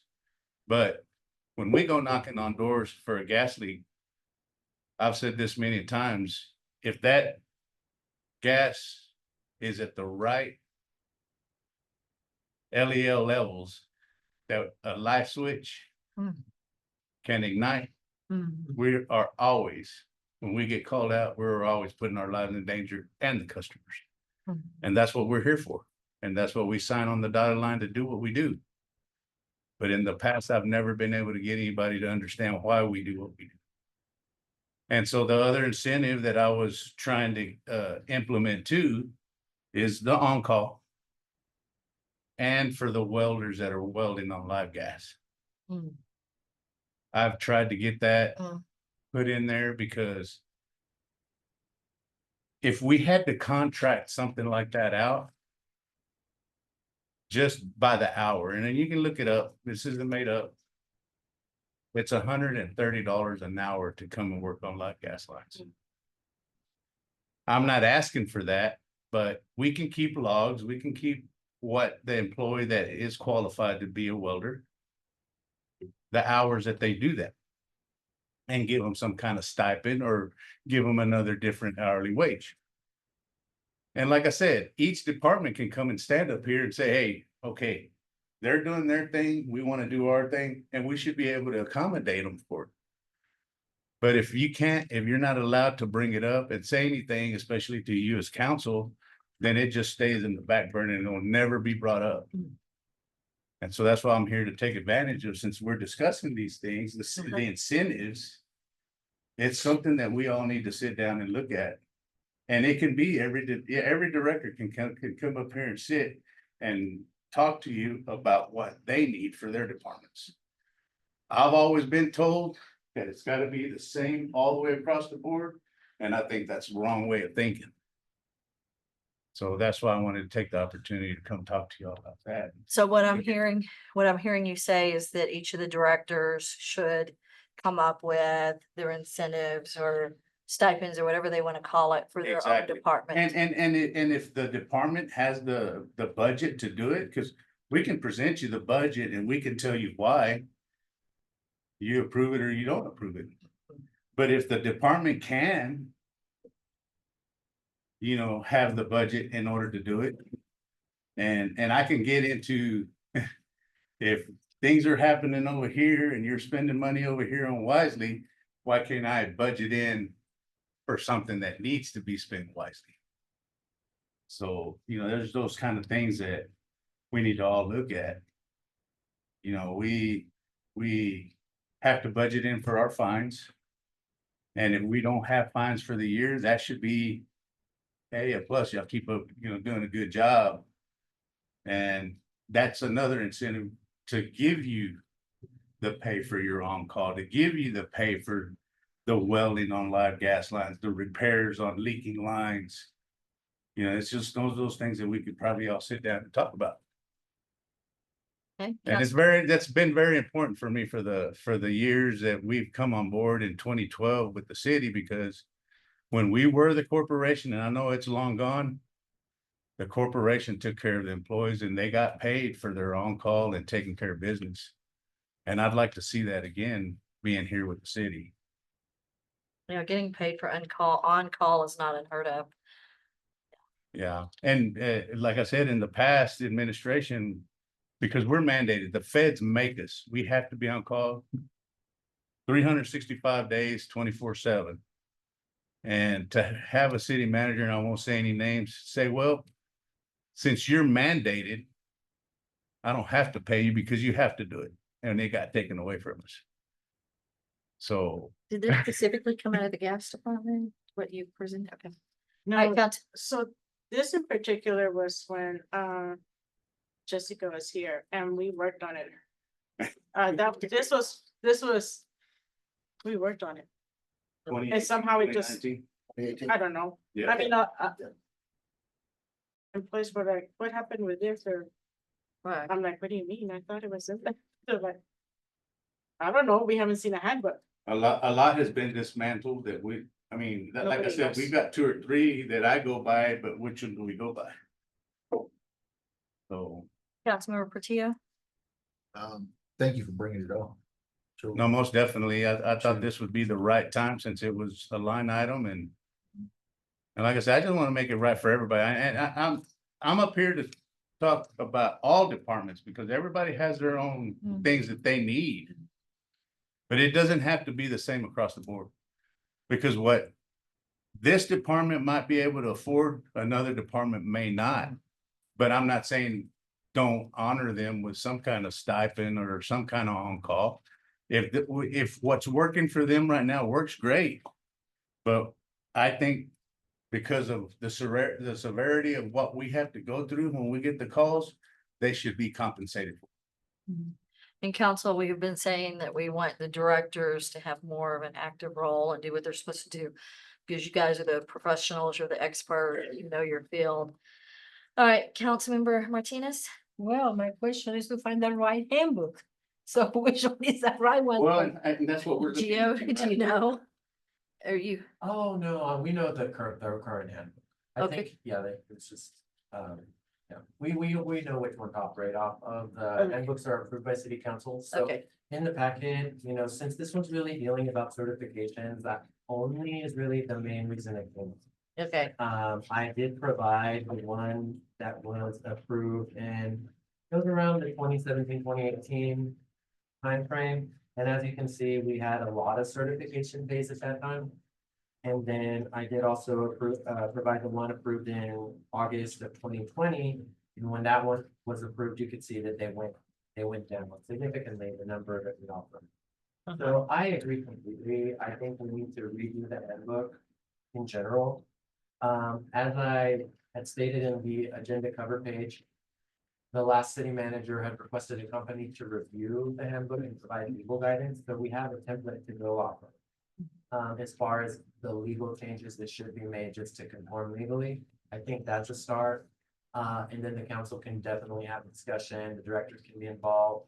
As far as what kind of certification pay we need, but I would say we definitely need to get more options for certification pay, especially the welding one. I mean, I'm not opposed to be on call, you know, we can do it, work that out in the budget. I think that sounds great too. Does that even have to be implemented in a policy? Can we, I would say yes, it would be better just to make. sure Just to that we're have it transparent, documented? We're fair, you know, it's approved by the Right, council. So my only thing is that right now we have a lot of high priority items and I don't really think we have the bandwidth to do a brand new handbook, but we can definitely work towards it. What I would recommend if the council is amenable to it is I could reach out to the directors, let them know, hey, we're looking at updating the handbook soon. Here's a copy of the handbook. What do you think needs to be updated? What kind of incentive pay do you want? And I think we could start looking at actually making those updates in late October, early November, after the transition of utility billing software. And then that would give us time to update the utilities ordinance, which is a major, like I said, significant concern right now. Then we need to update the water due dates. So that'd be my recommendation. I agree completely, but I don't think that this time is the best time, like right now, but I think we could work towards that. Okay, and it's a goal, that's a goal. Councilmember Lucas? 100% agree. Do have a question, Joe. I understand that Evergreen did not give us incentive pays. Did they provide us with at least progression plans of any sort whatsoever at all? The only thing that Evergreen provided as far as progression plans that I'm aware of would be like just the starting range, the midpoint range, and then. Right, yeah. And they But that's provided based like off a of 1 year, right? Yes, they provided a timeframe that when we should be reaching those points. Yeah. So hypothetically speaking, if I stayed a worker 1, I'd be able to hit 10-year just with time. You know, I would probably need to review that portion of what they were recommending, but that's the idea, you know, I mean, Right. that's considering that the employee would get merit raises on top of COLA and things like that, which don't always occur, but they often do. Right, yeah, yeah. It looked like it was falling every 5 years. I'm sorry. It looks like say you have service worker 1, 2, 3, then you have construction foreman, you have others, right? Like service worker 1, in 5 years, you should be making all you can make moving into a service worker 2, and then you have 5 years to. Whether you meet the job description for that position or not. Correct. That's Of course, true. and that would be up to me, right? To be pushing you to make sure you get to 2 and Right, then yeah, to yeah. 3. Yeah. Sure, but I mean, not to dime out our utilities department, but look at how many guys don't even have a class D. And how Oh, long they've been exactly. there, right? And so that's where my issue is, if we don't have a progression plan that we can put down, or you as a director could put down in front of your employee and be like, look, this is where you're at now, you have no licenses whatsoever, but you're worker 1, to get to worker 2. Here's the requirements, here's the licensings that you have to receive, and the incentive is, this is the pay grade that you're gonna get bumped up Correct. to. I feel like it's a super easy thing to work. Yeah, I mean, Honestly. and we can definitely start working on it earlier, I'm just, Sure, well, I think that's something the directors, But I'm all with you. Right now, we have directors. bigger fires to attend to. But I think that's something that they can, on their time, start addressing Absolutely. whatsoever at all. I think it's very. One thing I would like, as or I think all of us would probably agree that we would like is, whether you want to do it or you want to dictate it to, or delegate it to our directors or not, is some kind of hard factual evidence stating, I wish we could have got it from Evergreen, but I mean, it is what it is, stating, this is where we're getting our numbers from. So we can, because I mean, I can come up with a number that I think sounds good, but in reality, does it really? And I mean, I can look around the state at what other departments are paying these, and there's a lot more that goes into it. And I think on-call should definitely be figured out for our gas department, because y'all just had a major incident at 1008 Peachtree Circle Yes, that sir. could have gotten out Big of time hand bad. dramatically. Yeah, Yeah. they hit and run, and thank God they were caught, but. Right. I mean, like I said, We respond to stuff like that and you just don't ever know. I mean, what if that car would have hit that meter and then it would have blown up? Then it just becomes a bigger I mean, issue. it's only a matter of time. Exactly. A cell phone isn't intrinsically safe. If you meet a lower explosive limit, that's all it takes. Is a That's cell all it phone. takes. And if the lower explosive limit is between 10 and 15. Yeah. And there's been many times that I've responded. I mean, because I qualify every 3 years too, because I want to be out there to help the guys. Because when they're busy and I'm sitting there at the office working paperwork and I can't. So I try to stay on top of everything too. But there's been many times that I've responded. And that's why we have our machines to make sure that when we knock on that door, because we don't use a doorbell, because there again, boom. Right. We knock on the door, we go in there, we have the machine up and run, and I'll be in that range. And then it's like, here, let's turn on the lights because it's 1 o'clock in the morning. I said, no. Well, hey, let's open the windows. No, you can't do that. You're introducing more oxygen. So, it's those things that you just don't ever know. And every time that we get the call out, I know I do. I'm like, may I be guided going and taking care of business over here to protect me and the people that I'm fixing to go take care of, because you just don't ever know. Councilmember Stevens? So I can't add much more. This is one of the 4 items we talked about: streets, water, sewer, Employees. and employee compensation. So I'm looking forward to the October, November timeframe we're gonna talk about it. Great. Thank you. So what's next steps? So I will email the department directors tomorrow. I think it'll give them ample time to collect data like Councilor recommended, and then just to review the handbook and submit revisions. Again, we definitely already have to work off of, so I think it'll be a good discussion in October, early November. Okay, good. So you're gonna let the directors take the lead. Yes. Good deal. Okay, thank you. Thank you. All right, Randy. Gia. I think you're- Thank you, Randy. All right, moving on to discussion and information item F, city manager. Thank you, Mayor. Information and discussion item F is discuss the proposed 2025 to 2029 capital improvement plan ahead of official consideration on August 19th. I did email you all the plan, and Vicky and the other directors were very instrumental in getting all the information. Plus, we used, of course, last year's plan as a basis to kind of see where we were with those projects and what's been marked off. So I have provided that over to y'all in the packet as well. And I'd like your feedback on any changes you'd like to see, so we can get those changes made ahead of official adoption at the next time. Okay. All right, Councilmember Stevens. One, thanks for sharing it, Gio. My complaint or concern about the capital improvement plan is there's lots of good information in there, but it doesn't reflect reality when we talk about budgets. And so if I look over the 25-year period, it's between 10.6 and $10.9 million. And for this next fiscal year, when I added all that up, I can't make hide nor hair of it. And so it's an interesting document, but I don't think we were following. So that's, my guts would say, why don't we start from ground zero? Because right now, I have no idea what to do with it, other than it's kind of a pick and choose. But as from a fiscal management standpoint, council, which is one of the 3 things we worry about budgets, I don't find it of any value. So I mean, that's not intended to be a shotgun blast, just kind of my sense. We have a lot of work to do in our capital improvement plan and tie it to realistically, what do we expect to spend in each year? How do we go forward? An example, wastewater treatment plant shows $4 million in there. It takes nothing into account of the $1.7 million we're spending this year. So I have no idea what to do with it. So that's my gut feedback. It's, if I would just tell you, if it was presented in the next city council meeting, I'd look and say, I vote against it because I don't know what value it provides. I know we have an obligation to have one. I just don't know what this one does for us. Okay. I mean, so those are my comments. I'm not trying to be critical. It's just, I've never felt good about it for. It's always been, like you said, more of a wish So list. Councilmember Stevens, what would you do to make it useful? Let's give Gio some help here. Yeah, so,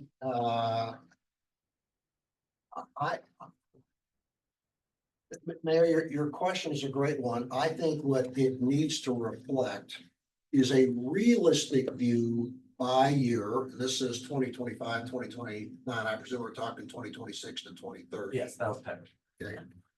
But what do we expect the capital improvement plan to show what our expenditures are for 2026? So when we see the budget come forward, we'll be able to refer back in the capital improvement plan and says, aha, that's where it is. And then a realistic expenditure for the next 5 years. Okay, and my opinion, you almost want to start with how much can we afford to spend? And then you and the department heads with Vicky look and say, okay, for 2026, we can afford, I'll pick a number, $2 million. What's our priority recommended to council about how we're going to spend the $2 million? Okay, that would be the first, that'll take care of 2026. You can almost put TBD for the rest of them, and then over this next year, go figure that out. That'd be my recommendation. I don't know if that's helpful or not. Okay. So with Vicky and the directors decide, okay, then we have $2 million. What are we gonna get with the $2 million? If that's what it is, I just Yeah, I know. told I them, know. yeah, whatever the number is gonna be in the budget. My worry is we're gonna see a budget come back, and it's not gonna correlate at all with what our plan is for 2026. And that's why I have an issue. That's why I say, pick a number, here's how much we're gonna afford. And then with TBD the rest of the 5 years, and I can approve that, because at least I know 2026 will be decent. I mean, historically, it's been mostly a wish list and there hasn't been much information. I chose to go back to the big spreadsheet format that was used, not by the last city manager, but the one prior. Because it was a lot more simple, like, you know, I understand, I really enjoyed the last city manager capital improvement plan, but he definitely had a lot more time, and we started this process late, as y'all recall, and being that we're kind of working through a lot of other transition items.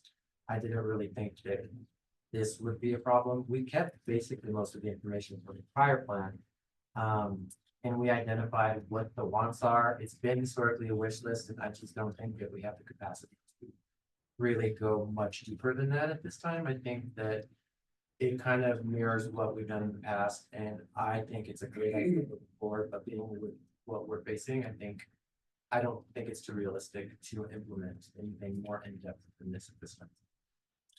So to that point, then take our current plan as is, change the dates, and say, Okay. this is a wish list of what we'd like to spend. I can pass that, because it's not gonna be part of the budget. So the current one that we used last week. And the current one, change 2026, it frees up time, which you are desperately short of. Well, we've already amended this one a little. Yeah, it's okay, but that's what I do, hey, it's a wish list. Yes. I can go for that, it's a wish list, not part of the budget. And then you got a year to go fix it. Right. I think that would be better. That would work. It would definitely be a lot more feasible for us at this time with, you know, what we got going on. Okay. Councilmember Escobedo? I agree with Rick. I mean,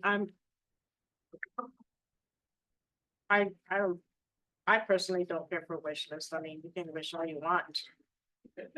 When I get it, you know, I mean, so I'm into like, this is how much amount of money we have, and just how much we're gonna spend. I mean, the wish, I mean, why give people hope if it's not there? You're just wasting time. Councilmember Lucas? Rick really hit a bunch of the ones that I was gonna go off on a tangent as well. One question I do have from ignorance, forgive me, who sets the priority level for things? I believe it's really done through city council. Again, it's mostly always been a wish list. There's always, Oh, we did. it's always been a glorified wish list, basically, and Sure. they've tackled it in the past by like, you know, just going out with projects. So I'm just not really seeing much different from the previous ones personally, but. Councilmember Martinez? I saw that you have a list of people that they work with you.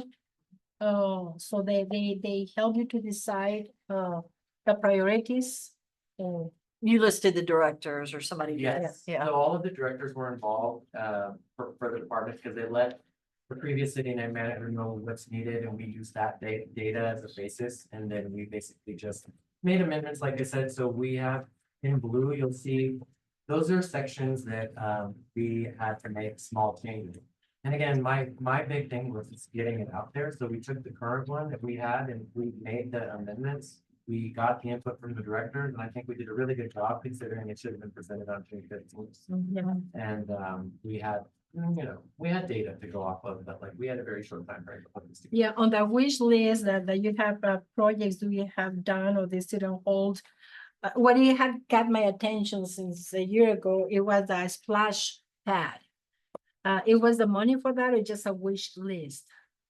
So on that one, I apologize, I don't really know the exact circumstances. What I do know is that there was money allocated, and if I'm not mistaken, the council reallocated it. And if they didn't, the plan was to hold off for the drought. It was pretty much council direction saying, you know what, you're right, one of the city managers, to kind of hold off on that. So my understanding of that is there's $50,000 in a fund for it that came from the pipeline that is still there, but that the private organization, nonprofit Big Bend Kids or something like that was supposed to raise the rest of the money. And that's why it's on hold. We would need additional research to see exactly what happened at this point, because I want to say I remember those funds being reallocated, but we would just need to take a look and see if they're still there or not. Thank you. You're welcome. Councilmember Portillo? Great. And Rob and Eva kind of hit everything that I kind of had some questions on. So Okay, well, what would y'all like to see? Again, Cynthia has come on. Cynthia, do you have a And comment? so, yes, ma'am. So there's just one piece of legal that I need to insert here. Y'all's current plan, with updating your CIP project is fine, and it will work. However, I do have to point out, if we are considering adopting different impact fees for under your development services, then we're actually going to need a true CIP project plan reviewed by a city engineer. So I'm just throwing that out there. That's not the intention of where y'all are at right now with this CIP plan, but just planting that seed for future consideration. Okay, thank you, Cynthia. Councilmember Stevens? So and thank you, Mayor, just to kind of draw the point home, the 5-year plan that we are looking at right now says $10.6 million, of which for 2026, it's $2.961 million, of which $1.9 million is supposed to be spent on utilities. The gas department gets $179,000. And so I just kind of rest my case on that says, I have no idea what this means, and I'd be very surprised if we saw $3 million in the 2026 budget to go spend account.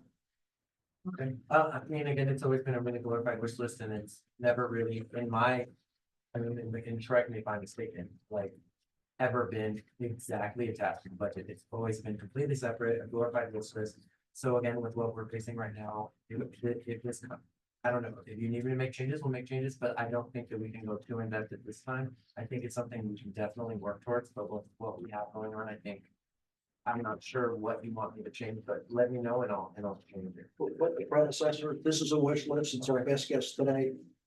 So the prior plan, The prior plan, yeah. just change the cover page and we'll be good. You got it.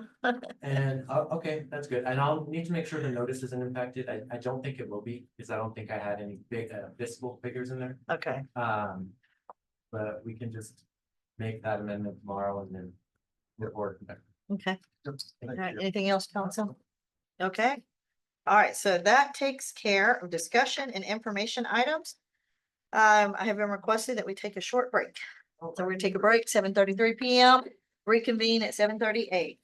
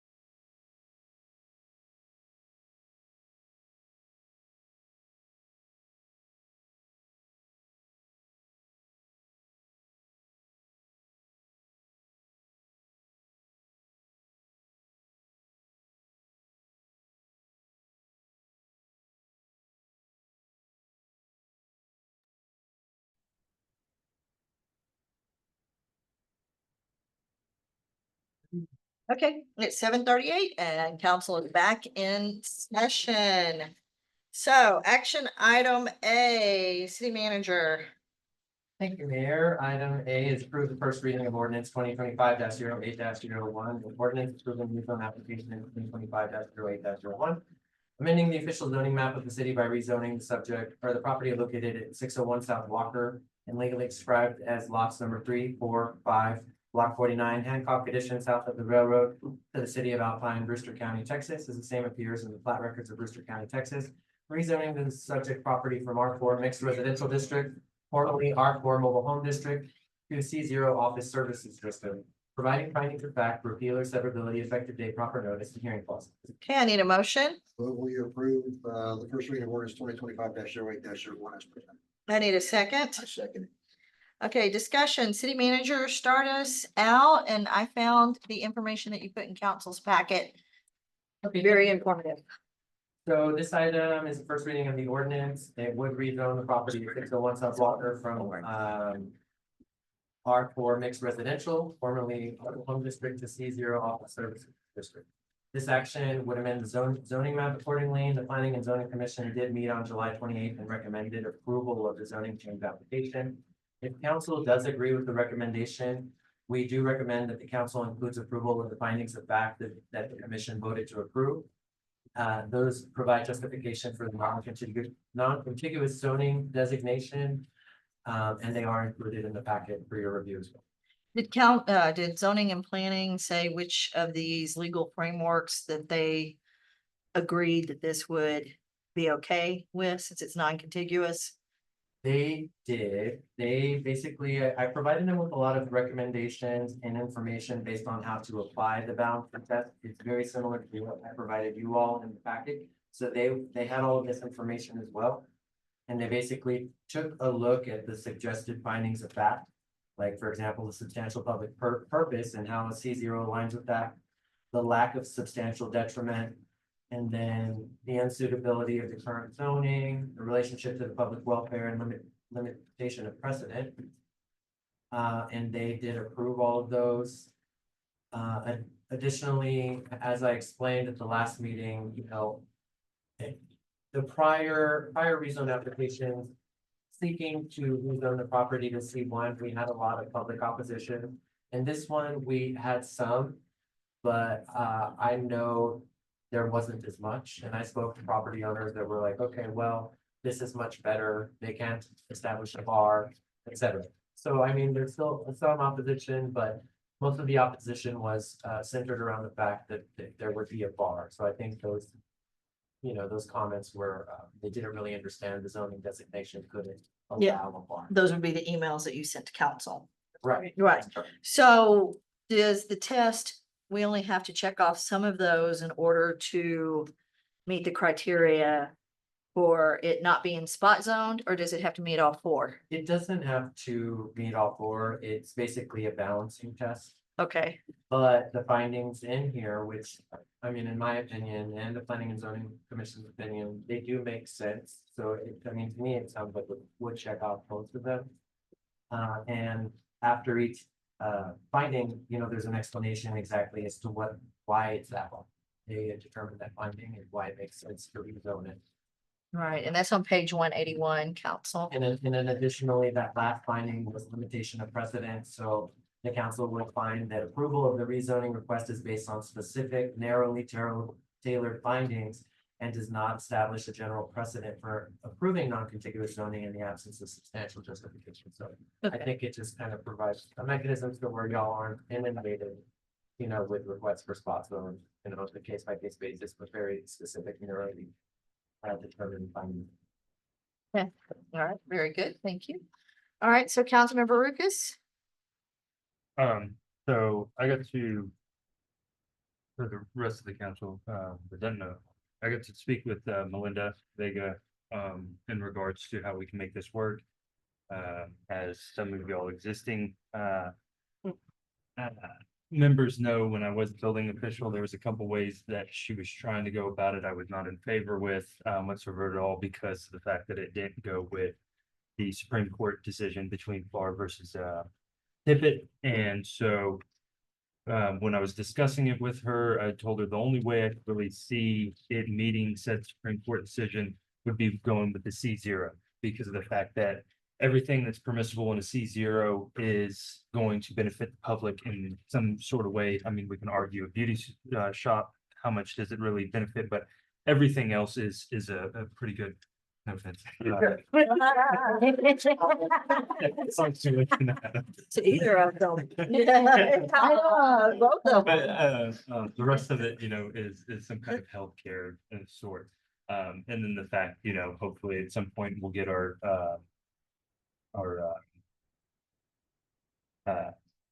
Zoning map. zoning map, not a real zoning map, but our comprehensive plan. Thank you. Oh, Comprehensive plan going, and I think that this will also complement that as well, since 118 South or South Walker is a main thoroughfare, and it's not going to generate any more traffic, in my opinion, than that's already going down there. And so for me, I'm good with it. Okay, all right, so Councilmember Martinez, Jessica, what do you think? come on up, Jessica. Be sure to state your name and department, please. Good evening, everybody. My name is Jessica Isley. I'm the building official for the city of Alpine. This has been a conversation for quite some time. I do agree with Mr. Ruckus about the fact that I think it's a good compromise as far as what's allowable in a commercial district. As Gio had brought out, that the main complaint was that they were concerned about having a bar in that location. And also the fact, I think I don't know everybody's opinion, but I think most general people's opinion would be that a highway would be a place to have commercial. So anybody that buys a piece of property on a highway would also have to know that you're gonna have a little bit of traffic in front of your house, and it may possibly grow into a commercial area. So I think anybody has to have that in their mind when they buy, even in the small town in Alpine, you're gonna have traffic in front of your house if you're in front of a highway. So I think it's a fair and reasonable thing to be a C0. And I think she's really tried to find different ways to find a solution for it. It is a spot zone, so at the end of the day, it's your guys' decision if you think it meets the criteria. And as was said previously, that the Planning and Zoning Commission did come to an agreement. It took a minute for them to really understand the whole emphasis behind it, but once they understood it, they agreed that it was actually something that would be reasonable for that community, that part of that Alpine. Okay. Any Councilmember, questions? Councilmember Escobedo. It's been a struggle, but it's good for the community. For her to go for the C0, it's really important. Robert and Rick and I and everybody else has really worked hard, including the planning and zoning, and getting the people to understand that it's not going to be a bar. Right. That's the key. Or a beauty salon. Or a beauty salon. Yeah, it can be. Although it would be close. I mean, Nice. it's good. It's good for economic development. We need it. Okay, Councilmember Portillo. We need businesses, so I'm all for this. I mean, we do. We need, this community needs businesses to move in, so I'm all for it. Councilmember Stevens. I'm good with it. I wrote the check to make sure it got through planning and zoning again, so I'm good. Okay. All right, thank you, Jessica. I think we're ready to vote. Let's vote. Aye. All right. Aye. Alex, City Council voted unanimously to approve the first reading of ordinance 2025-08-01. Moving on to action item B, City Manager. Thank you, Mayor. Item B is approve the first and final reading of ordinance 2025-07-02, an ordinance amending the City of Alpine fiscal year 2024 to 2025 budget, providing for the following clauses: findings of fact, cumulative, proper notice and meeting and effective date. I need a motion. I propose we approve the reading of ordinance 2025-07-01, because it includes the ramp grant, the zipper, and the loader. Okay, one more time. What was the ordinance number? 2025-07-02. Okay, great. Thank you. All right, I need a second. I'll second that. Okay. City Manager, discuss. Thank you, Mayor. So this item is the first reading of that ordinance, and the amendment does include appropriations for capital expenditures such as airport improvements and public works equipment, aligning budget authority with council direction. Refresh my memory on an ordinance to amend the budget. Is it just one reading? That's correct. Okay. All right. Okay, so Councilmember Stevens, I think it's the right thing to go do. It's $449,889, and we've all talked about it. That gets the equipment we need and allows us to move forward meeting our priorities. perfect. Councilmember Escobedo, I'm all for it. That's different, important. okay. Councilmember Martinez, I'm okay. Councilmember Lucas. Good. Councilmember Portillo. Good. Let's vote. Aye. Aye. Aye. All right, Alex, council approved the first and final reading of ordinance 2025-07-02 unanimously. Moving on to action item C, city manager. Thank you, Mayor. Item C is approved resolution 2025-08-01, a resolution approving the total administrative services corporation health reimbursement arrangement employee benefit for fiscal year 2025 to 2026. I need a motion. Resolution 2025-08-01. I need a second. I'll second that. Discussion, city manager. So this resolution does approve the city's continued participation in the Total Administrative Services Corporation health reimbursement arrangement for those, for the next year, the upcoming year. This benefit does help offset employee healthcare costs, and it's a recurring component of our benefits package since 2020. In the resolution, you'll see we started this benefit at $750 in 2020 to 2021 when we made the change in our insurance plan to help offset the costs of our copay going up. And then we continued that benefit the remaining years at a rate of $500 per employee. Basically, the benefit does provide each employee with a $500. It's prorated when new employees onboard the city. And then essentially, if they don't use it, they lose it for that year. So the employee has to use it, and then, we pay it afterwards to this company. Okay. Councilmember Martinez. I think it's good, we need to take care of the employees, and they need to know that we care about them, so. Councilmember Escobedo. I think it's a good idea. Councilmember Portillo. Councilmember Stevens. So I'm good with it. Gio, I presume it's gonna show up as a line item for about $50,000 in the budget, correct? 500 times 100 employees, that was my number. Yes, I had an estimated 39,500. Thank you. Yes. That's good. Thanks, I'm good. Councilmember Lucas. I think it's good. Let's vote. Aye. Us.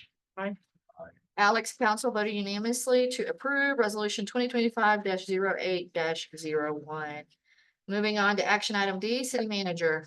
Thank you, Mayor. Item D is approved resolution 2025-08-02, a resolution designating authorized signatories for the utility payment clearing account at West Texas National Bank and affirming the city's check signing policy.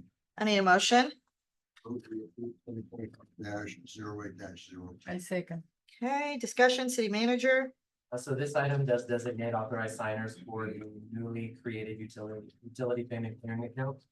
At our bank, it reaffirms the city's current check signing policy and basically provides internal controls. And I welcome any feedback that you all have, but it's just mirroring what we've had in place since 2021 with the other accounts. Okay, so you added Jennifer Stewart and Randy Guzman, correct? Yes, and they're the current alternate co-signers on all of our accounts right now. Okay, so Councilmember Portillo. Okay, Councilmember Escobedo, All right. Councilmember Stevens, Good. Councilmember Ricketts, Good. Councilmember Martinez. I'm good. Let's vote. Aye. Alex, council unanimously approved resolution 2025-08-02. Moving on to action item E, city manager. Item E is approved airport layout plan presented by KSA. I need a motion. So move that we approve the airport layout plan presented by KSA. I need a second. Second. Discussion, city manager. So this action formally approves the airport layout plan as presented earlier in this meeting. And approval ensures eligibility for future Federal Aviation Administration and Texas Department of Transportation funding and advances long-term airport planning goals. Hey, Councilmember Stevens, We're good. Portillo. Good. Lucas. Good. Martinez, Good. Escobedo. I'm good.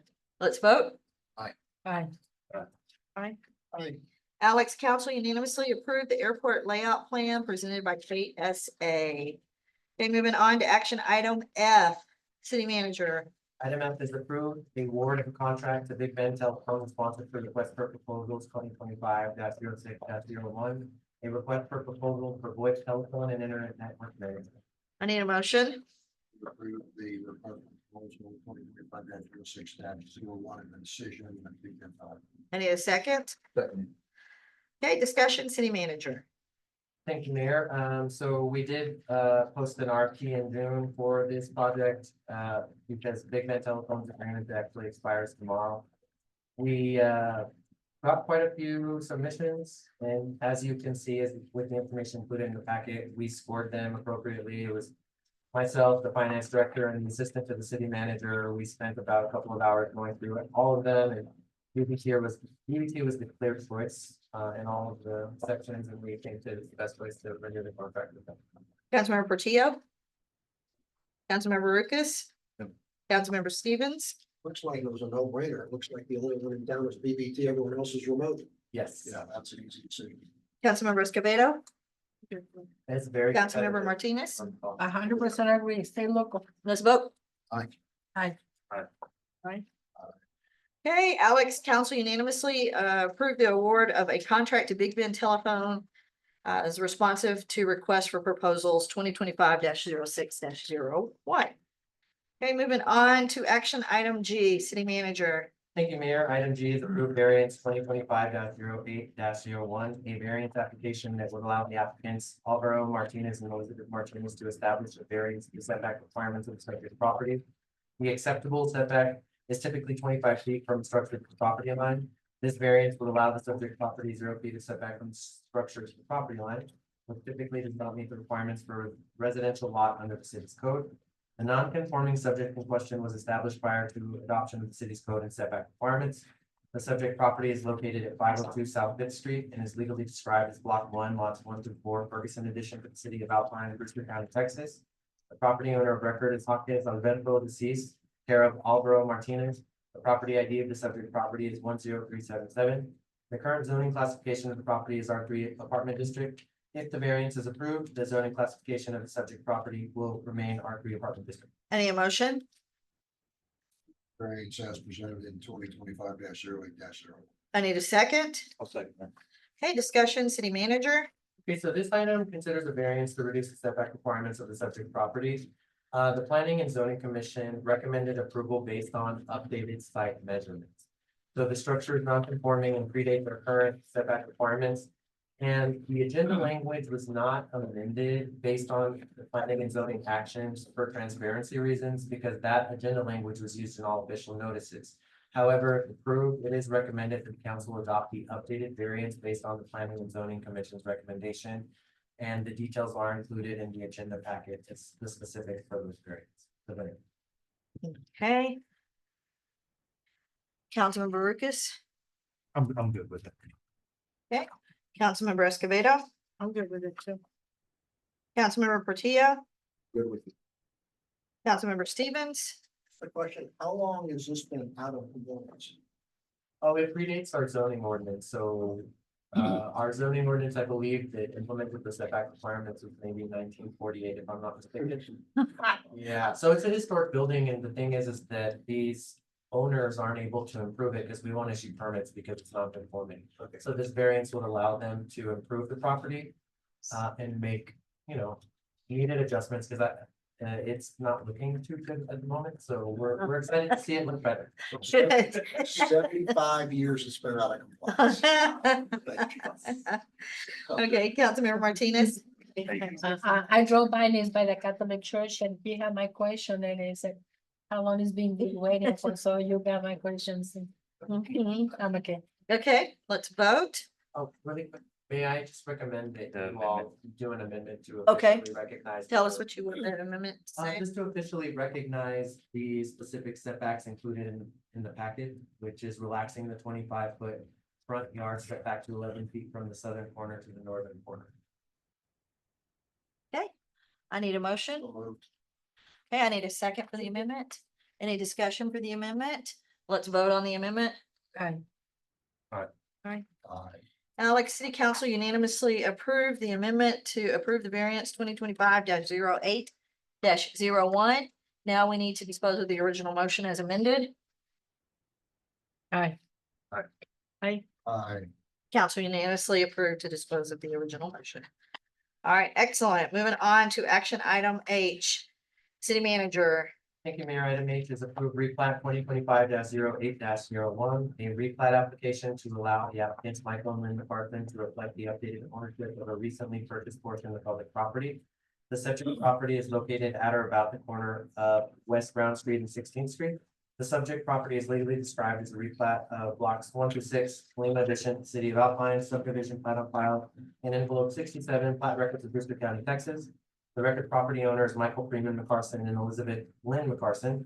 Parcel identification numbers of the subject properties are 10309, 10310, 10311, 10312, 10313, and 10314. The current zoning classification of the property is R2 two-family district. If the replat is approved, the zoning classification of the subject property will remain R2 two-family district. Any motion? We approve the replat 2025-08-01. The replat application allow applicants Michael and Linda Carson to reflect the updated ownership and compliment them for their patience with how long this has taken. I know. I second. Great. Second. Okay, discussion, City Manager. Thank you. This item is a simple requirement that we actually impose. As you know, the applicants did purchase city property from us, and part of that purchase is them agreeing to replat the property to ensure the public record is up to date. So we definitely recommend approval on that. Okay, Councilmember Portillo. Yeah. Councilmember Martinez. So now they can start selling the lots, because I know people that have been waiting for them to get approved so they can start selling. They could sell if that's what their intention was. I wasn't too sure if that's their intention, but yeah, I think I remember him coming to council and saying that he was going to keep one and then sell off the other. Yeah. Councilmember Stevens. I'm good. Councilmember Ricketts. Councilmember Escobedo. I'm good. Let's vote. Aye. Alex, City Council unanimously approved replat 2025-08-01. Action item I, we have already taken care of. We moved it up to the top of the agenda.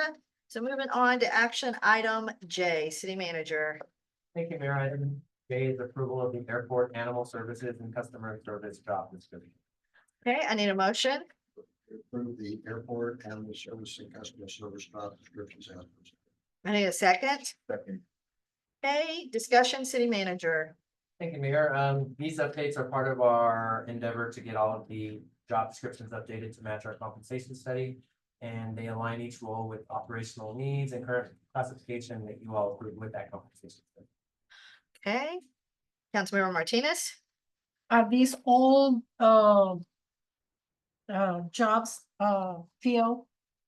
We have positions already, Yes. or there are any open positions I to fill? believe there may be one in animal services that is not. So the airport supervisor is, Able. Able. Mhm. so I don't have anybody on animal service officer 2 and animal service officer 3. They left them blank. Okay, Well, Yeah, for a list of names. well, we can get you a list of who we have if you'd like to see that. yeah, those 2 names are the only one, those positions are the only one that I don't have. That you don't. Name.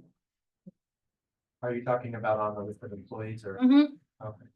Yeah, because we don't necessarily at all times have an employee filled in every role because they can migrate. So one person or like an animal services officer 1 can move to 2 and we won't have a 1, things of that nature. So we need the job descriptions though, in case the promotion opportunity does become available for another department. Councilmember Stevens. Councilmember Portillo. Nothing. Councilmember Ricketts. Councilmember Escobedo. I'm good. Let's vote. Aye. Councilmember Escobedo. I'm good. Oh, I. Councilmember Stevens. Okay, Alex, Council voted unanimously to approve the airport animal services and customer service job descriptions. Okay, so that brings us to executive reports. Alex, 6 minutes on the clock, an additional 4 is possible. First, the city mayor report.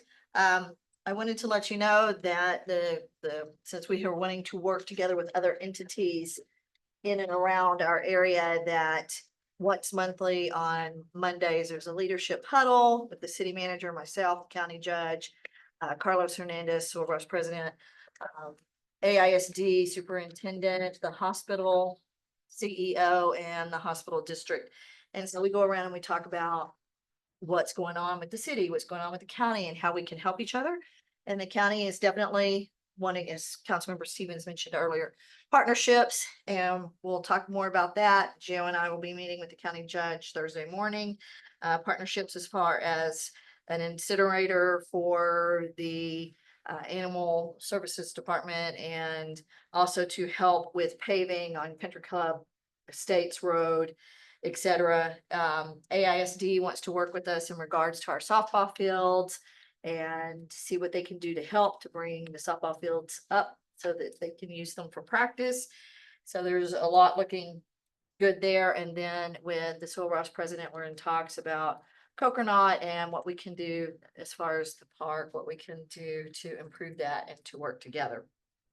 And then that's it for my report.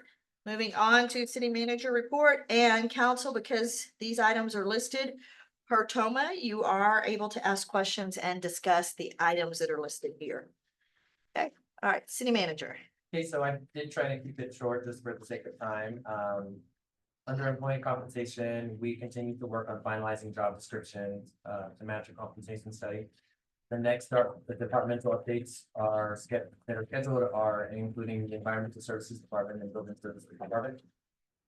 Street department, recent updates, repairs include slab installation and patching project on Avenue B near Colorado State University. That project was recently completed.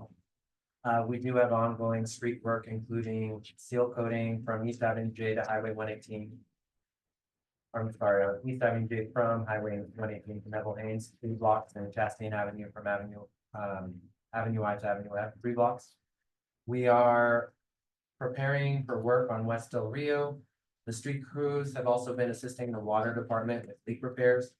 And the team is also preparing for crosswalk striping and no parking markings at the elementary and middle schools ahead of the new school year. As far as parks, park crews are actively mowing and preparing the fields for the upcoming soccer season. Dead tree removal is being scheduled and staff are planning for new tree planting in the next fiscal year. And the pool, as you know, is now closed for the season. The city does plan to engage a qualified vendor to perform formal inspection of the facility in preparation of the 2026 pool season. And we will be seeking to hire a recreation coordinator by January at the latest to formally prepare for the new season, because we have quite a bit of work to do there. So capital equipment, the zipper and the loader, the asphalt zipper was ordered on May 29th. We reached out to the vendor and were advised that delivery was expected to take place on November 1st. We expressed our dissatisfaction with that delivery date and advised them that the city council was looking at going with a different vendor. And they ended up moving that to September 15th. They find the part that was going to somewhere else and they reallocated it to us. Good. So the loader will be ordered tomorrow since the budget amendment was approved this evening, and its expected delivery will take place within 2 weeks. As far as water and wastewater, 5 city technicians completed the basic water operations course through TEEX. It was held here at the Civic Center. And they are now eligible to test for their D license within 4 to 6 weeks after completing a resiliency test. Blake Edwards has completed the resiliency course for renewal of his C license. And an agreement has been finalized with Robbie Dominguez, who will provide contracted oversight under his C license until Blake can get his instated. So we have that signed agreement already. Excellent. Mr. Dominguez is a supervisor at the Fort Stockton reverse osmosis plant.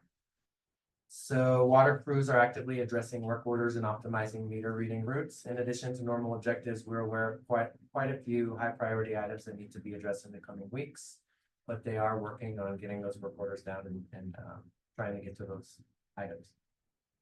far as the budget is concerned, the finance director completed the truth in taxation 2025 tax rate calculations.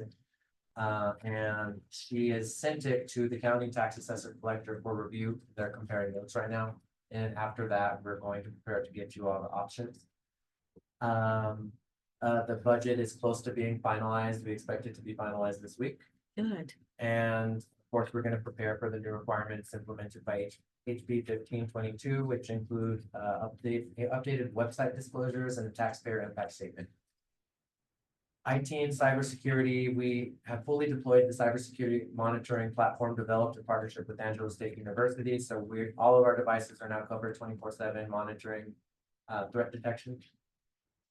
Utility billing software, we have submitted reconciliations related to customer deposit discrepancies that we uncovered in the data transition and have to work to update mailing addresses for certain accounts. Data issues are continuing to be resolved with the vendor. We're still on track to launch by October 1st.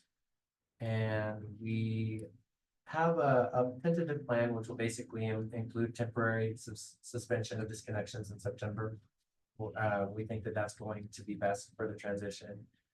In addition, we are going to have to be kind of catching up on some last minute data that last week of September.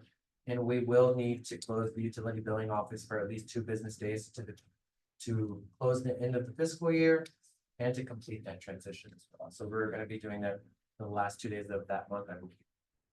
Of course, the community town hall is scheduled for September, immediately following staff training. We're finalizing the reviews as well.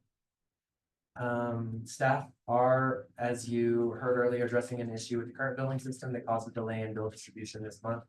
The vendor wasn't unable to resolve an issue for us in a timely manner, so be aware if you receive complaints that we are aware, and the bills are on their way, basically. Administration is evaluating a reduction in required deposits for new utility accounts with the new transition. We are recommending a change in a flat fee of 200 from the current 200 for gas, 200 for water. That will be a council decision that will need to be updated in the utilities ordinance once we have that presented. However, let us know your thoughts. We think that $400 when you're opening a brand new account for the combined accounts is a bit much, and 200 is a little more feasible and palatable for your average customer. Other than that, Marcy is concluding her contract for grant administration services and will be transitioning to another firm. She's going to close out the remaining hours of this current contract. She's put a lot in place for us as far as maintaining compliance, strategy moving forward. We are compliant with all of our grants. We've met some tight deadlines, but we did it. And we do plan on hiring a grant writer. But we will have the option of contracting with her if necessary. Because she has a lot of the, the tacit knowledge, from things that have occurred over the years. So she is done with us. Her contract is done. It's nearing, yes. And she's helped us get back on track and just kind of giving us a picture of where we're at and what we need to do to stay on track. Okay. Which there's still a lot to do, but I mean, definitely feasible. We can definitely do it. So as far as smart meters, assistant to the city manager, Isadora Garcia, is coordinating with the Texas Water Infrastructure Coordination Committee to explore funding for smart water meters. We're currently working on completing a funding inquiry form for TWIC. That's the name. And we're basically kind of reviewing what water infrastructure projects we need help with, which we have quite a few. So we're hoping that TWIC can give us some good guidance. They'll do a feasibility study, let us know what they can fund, if anything, and just kind of give us some good guidance on where we can get funding for water infrastructure. So we're still looking at smart meters around the end of the year? We are, Okay. yes, and we're exploring this option so we can maybe find some potential funding sources and some guidance on how to obtain the funding. Okay. Any other questions on any of those items, council? Yes, so budget, we have 3 meetings left before we have that everything saucer done. When will council see budget? Because in theory, we should see a package coming out here next week on budgets. Then we have the 19th, 2nd, and the 16th of September. So can you give us a hint Yes, so it should be finalized this week and I'm expecting to be able to send it to you all immediately. If you all want to do workshops, we can certainly start scheduling those out. If you prefer to wait till you receive the budget in hand, we can do that as well. It's up to you all, but it should be available very soon. It's hard to make an evaluation without seeing anything.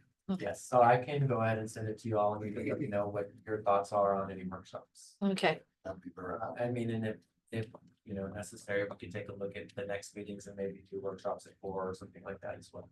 Just to kind of get a preliminary date set. And during the smart meter discussion 3 weeks ago, I asked someone to reach out to Darren Nance because he was kind of our expert on council. I talked to Darren and they didn't know it's Dr. Darren at all. Yeah, I honestly, smart meters have been on the back burner for me because we've agreed to kind of go past the transition. However, I did ask Isadora to look into the TWIC funding because that was recommended by Marcy. So we can certainly catch up with him. It's just hasn't been something that I've been actively working on myself. Okay. And I could either have her contact him or I could contact him just to see if he has any additional information, but we're hoping that TWIC funding will be a good benefit for us. Yeah, he did all the research on vendors, not so much the funding, but the vendors. Okay. And trying to understand what software applications. Okay, fantastic. I can get Isadora. She's been doing a lot of work on the smart meters. I'll ask her to reach out to her this week. Thank you. and is our stakeholder group still working on the smart meters, doing their research? So we only met the one time. Isadora is keeping everybody in the loop, kind of emailing, letting us know about what we're working towards as far as the quick inquiry form and things of that nature, but we certainly will plan to meet again in the future. Okay, But no, as of yet, no, we have not met because it's been a little bit on the back burner other than Isadora kind of thing. right. And Randy, you've been. I actually received an email from EGW today. So they've done the case study for us, and this is both water and gas. And so it says here below the results of the study for the Itron, which would probably be both for water and gas. Did the evaluation of a cellular coverage for both Fort Davis and Alpine. Essentially, 100% of the mapped water meters and 99% of the mapped gas meters will have good cellular service. Means this is great news. And then it goes into all detail, which I can give this to Gio to forward to y'all so y'all can read. Giving us different options on what we can and can't do. Of course, money, right? Depending on what options we decide to go with. But it does cover everything with the summary for the water is 2,633 water meters. The only discrepancy there is that if they're not RF friendly lids and they're cast iron lids, then we're gonna have to replace every cast iron lid in order for that AMI to be read. And I think everything that we have in our system is cast iron. A lot of lids. So that's something that's gonna keep us, from actually getting this done unless we replace them all. So all water meters in Alpine, Texas, if all that is up and ready to go, then we should have no problem. All the endpoints, everything should be okay with the AT&T cellular units. The same thing for gas. The only thing with gas is that 1% of our gas meters, let's say we have 3,000, that's what 1% that we're gonna still have to physically have to go and read, which not very many. So say we have 340 in Fort Davis that we'll have AMIs on. Maybe 3 or 4 of those we're gonna have to go physically read, but you're gonna be there anyway, so good news that way. It's just now depending on the options, and he went into all details on where all our meters are and everything. Like I said, this would be great for y'all to review and y'all can read on it. But the process is there. And we're still looking forward to getting a number for Fort Davis because he's trying to get us a quote. And then he's gonna try to send that to me here, hopefully by the end of the week so that I can give it to Gio so y'all can look at it. Awesome. Great. So I just thought I'd bring that up that, we're still working on it and everything's looking good. It's just making sure that the water side of it is ready to go for it. Okay. So if we get the funding, that'd be great. Great. Appreciate Thank you. you doing Rico. that. Yeah. We definitely Appreciate haven't it. forgotten about it. No, I know, yes. Yeah, thank you. Okay, anything else, council? All right, excellent. So let's move on to city council member comments. Councilmember Portillo, 1 minute. Okay, Councilmember Martinez, 1 minute.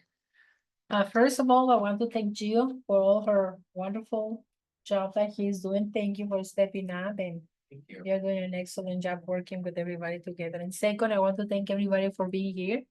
So in a long meeting, so thank you for staying with us. Thank you. Councilmember Lucas. I would like to piggyback off of your report.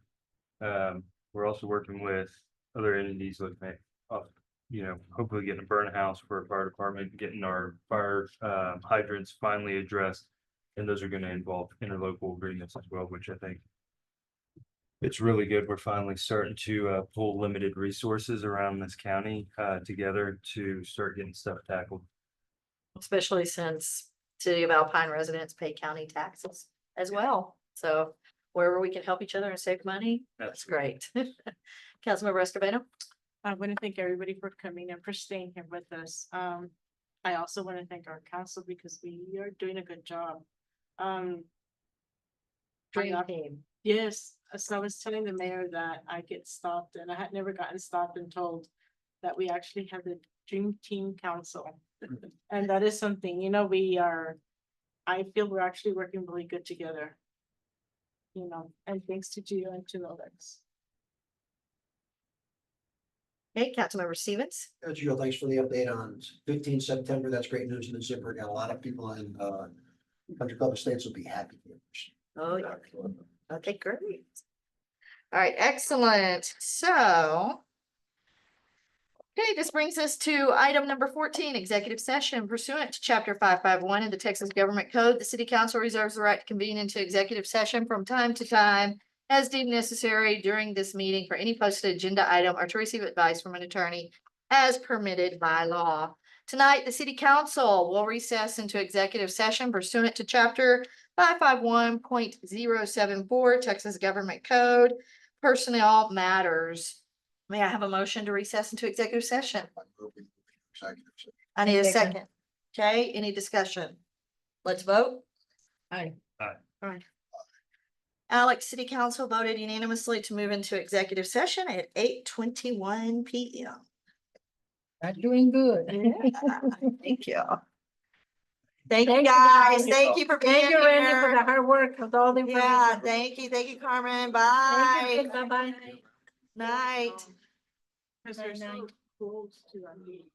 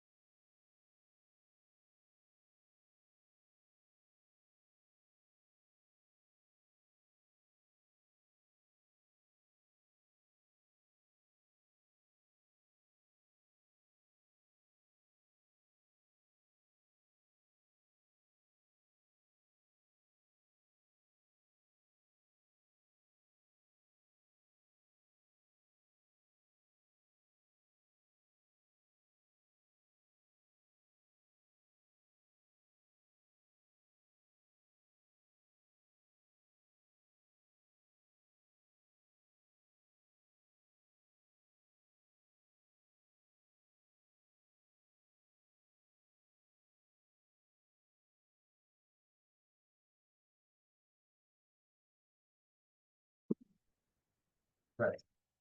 Okay, I need a motion to move into open session. Mayor, I move, we move into open session. I need a Second. second. Okay, discussion. Let's vote. Aye. I Okay, move we take no action out of executive session. all right, so GO council moved to go back into open session at 8:59 PM. And Councilmember Stevens moved that we take no action after executive session. I need a second for that movement. Discussion. Let's vote. Aye. Aye. Aye. Okay, and GO council voted unanimously that there is no action after executive. Okay, and with that, we adjourn at 8:59.